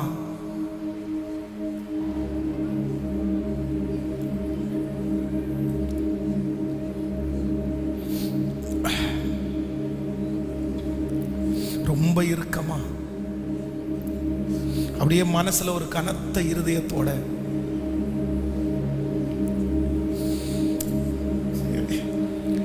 அவங்கள எதையுமே ஃப்ரீயா செய்யவே முடிய மாட்டேங்குதேப்பா. சாப்பிடும்போது கூட அந்த ஃப்ரீனஸ் அவங்களுக்கு இல்லை, தூங்கும்போது கூட அவங்களுக்கு அந்த ஃப்ரீனஸ் இல்லை. எவ்வளோ சிரிச்சாலும் மனசனுடைய ஓரத்தில் அந்த மன கஷ்டம் இருந்துகிட்டே இருக்கேப்பா. ஆனால் இந்த முதல் நாள் வாக்கு கொடுத்தீங்க, இல்லை அந்நாளில் உன் தோளிலிருந்து அவன் சுமையும் உன் கழுத்திலிருந்து அவன் நுகத்தையும் நான் நீக்குவேன். நான் நீக்குவேன். நான் நீக்குவேன். நீங்க வாக்கு கொடுத்தீங்க, நீங்க வாக்கு மாற மாட்டீங்கன்னு நாங்க நம்புறோம் ஆண்டவரே. இந்த 7 நாட்கள் ஜெபம் முடியும் போது ஆயிரக்கணக்கான சாட்சி. நீங்க ஃபர்ஸ்ட் நாள் சொன்னீங்க பாஸ்டர், இந்த ஃபர்ஸ்ட் நாள் மனசுல அப்படியே இறுகி தான் வந்தேன் நான். அப்படியே ரொம்ப டென்ஷன். ஆனால் ஆண்டவர் என்ன ரொம்ப ஃப்ரீனஸ் எனக்கு தந்துட்டாரு. ஒரு நல்ல அண்டர்ஸ்டாண்டிங்கை கர்த்தர் எனக்கு தந்துட்டாரு. எங்க பிள்ளைகள் சாட்சி சொல்ல போகிறதற்காக நன்றி. இந்த 7 நாட்களும் உங்க மகிமை அப்படியே இந்த இடத்தை அப்படியே மூடணும். இந்த சத்தம் தொனிக்கப்படுற இடத்துல அந்த உங்க மகிமை மூடணும். நாங்கள் ஒருத்தர் கூட 7 நாட்களும் மிஸ் பண்ணிடவே கூடாது ஆண்டவரே. நீங்க என்ன பேசுவீங்களோ உங்க சமூகத்தில் இந்த 7 நாளும் வந்து உட்கார்ந்துருக்கக்கூடிய கிருபையை எங்க எல்லாருக்குமே தந்துருங்க ஆண்டவரே. உங்க பாதத்தை முத்தம் செய்கிறோம். ஆன்லைன்ல லைவ்ல இருக்கிற பிள்ளைங்க, ஆன்லைன்ல கேட்குற ஒவ்வொரு பிள்ளைகளையும் ஆசீர்வதிக்கிறேன். இந்த வார்த்தை அவருடைய இருதயங்களையும் அவருடைய குடும்பங்களையும் வெற்றியாய் நடத்தட்டும். இயேசுவின் மூலம் ஜெபம் எடுக்கிறோம் நல்ல பிதாவே. என் ஆத்துமாவே கர்த்தரை ஸ்தோத்திரி, என் முழுவலுமே பரிசுத்த நாமத்தை. என் ஆத்துமாவே கர்த்தரை ஸ்தோத்திரி, கர்த்தர் செய்த நம்முடைய ஆண்டவராகிய இயேசு கிறிஸ்துவின் கிருபை, பிதாவாகிய தேவனுடைய அன்பு, பரிசுத்த ஆவியானுடைய அந்யோன்ய ஐக்கியம் நம்ம இவரோடு மீண்டும் என்றும் சதா காலம் கூட இருப்பதாக. ஹல்லேலூயா, ஹல்லேலூயா. God bless you. ஆண்டவருடைய ஆசீர்வாதம். Praise the Lord. Praise the Lord. தனி ஜெபம் இல்லை.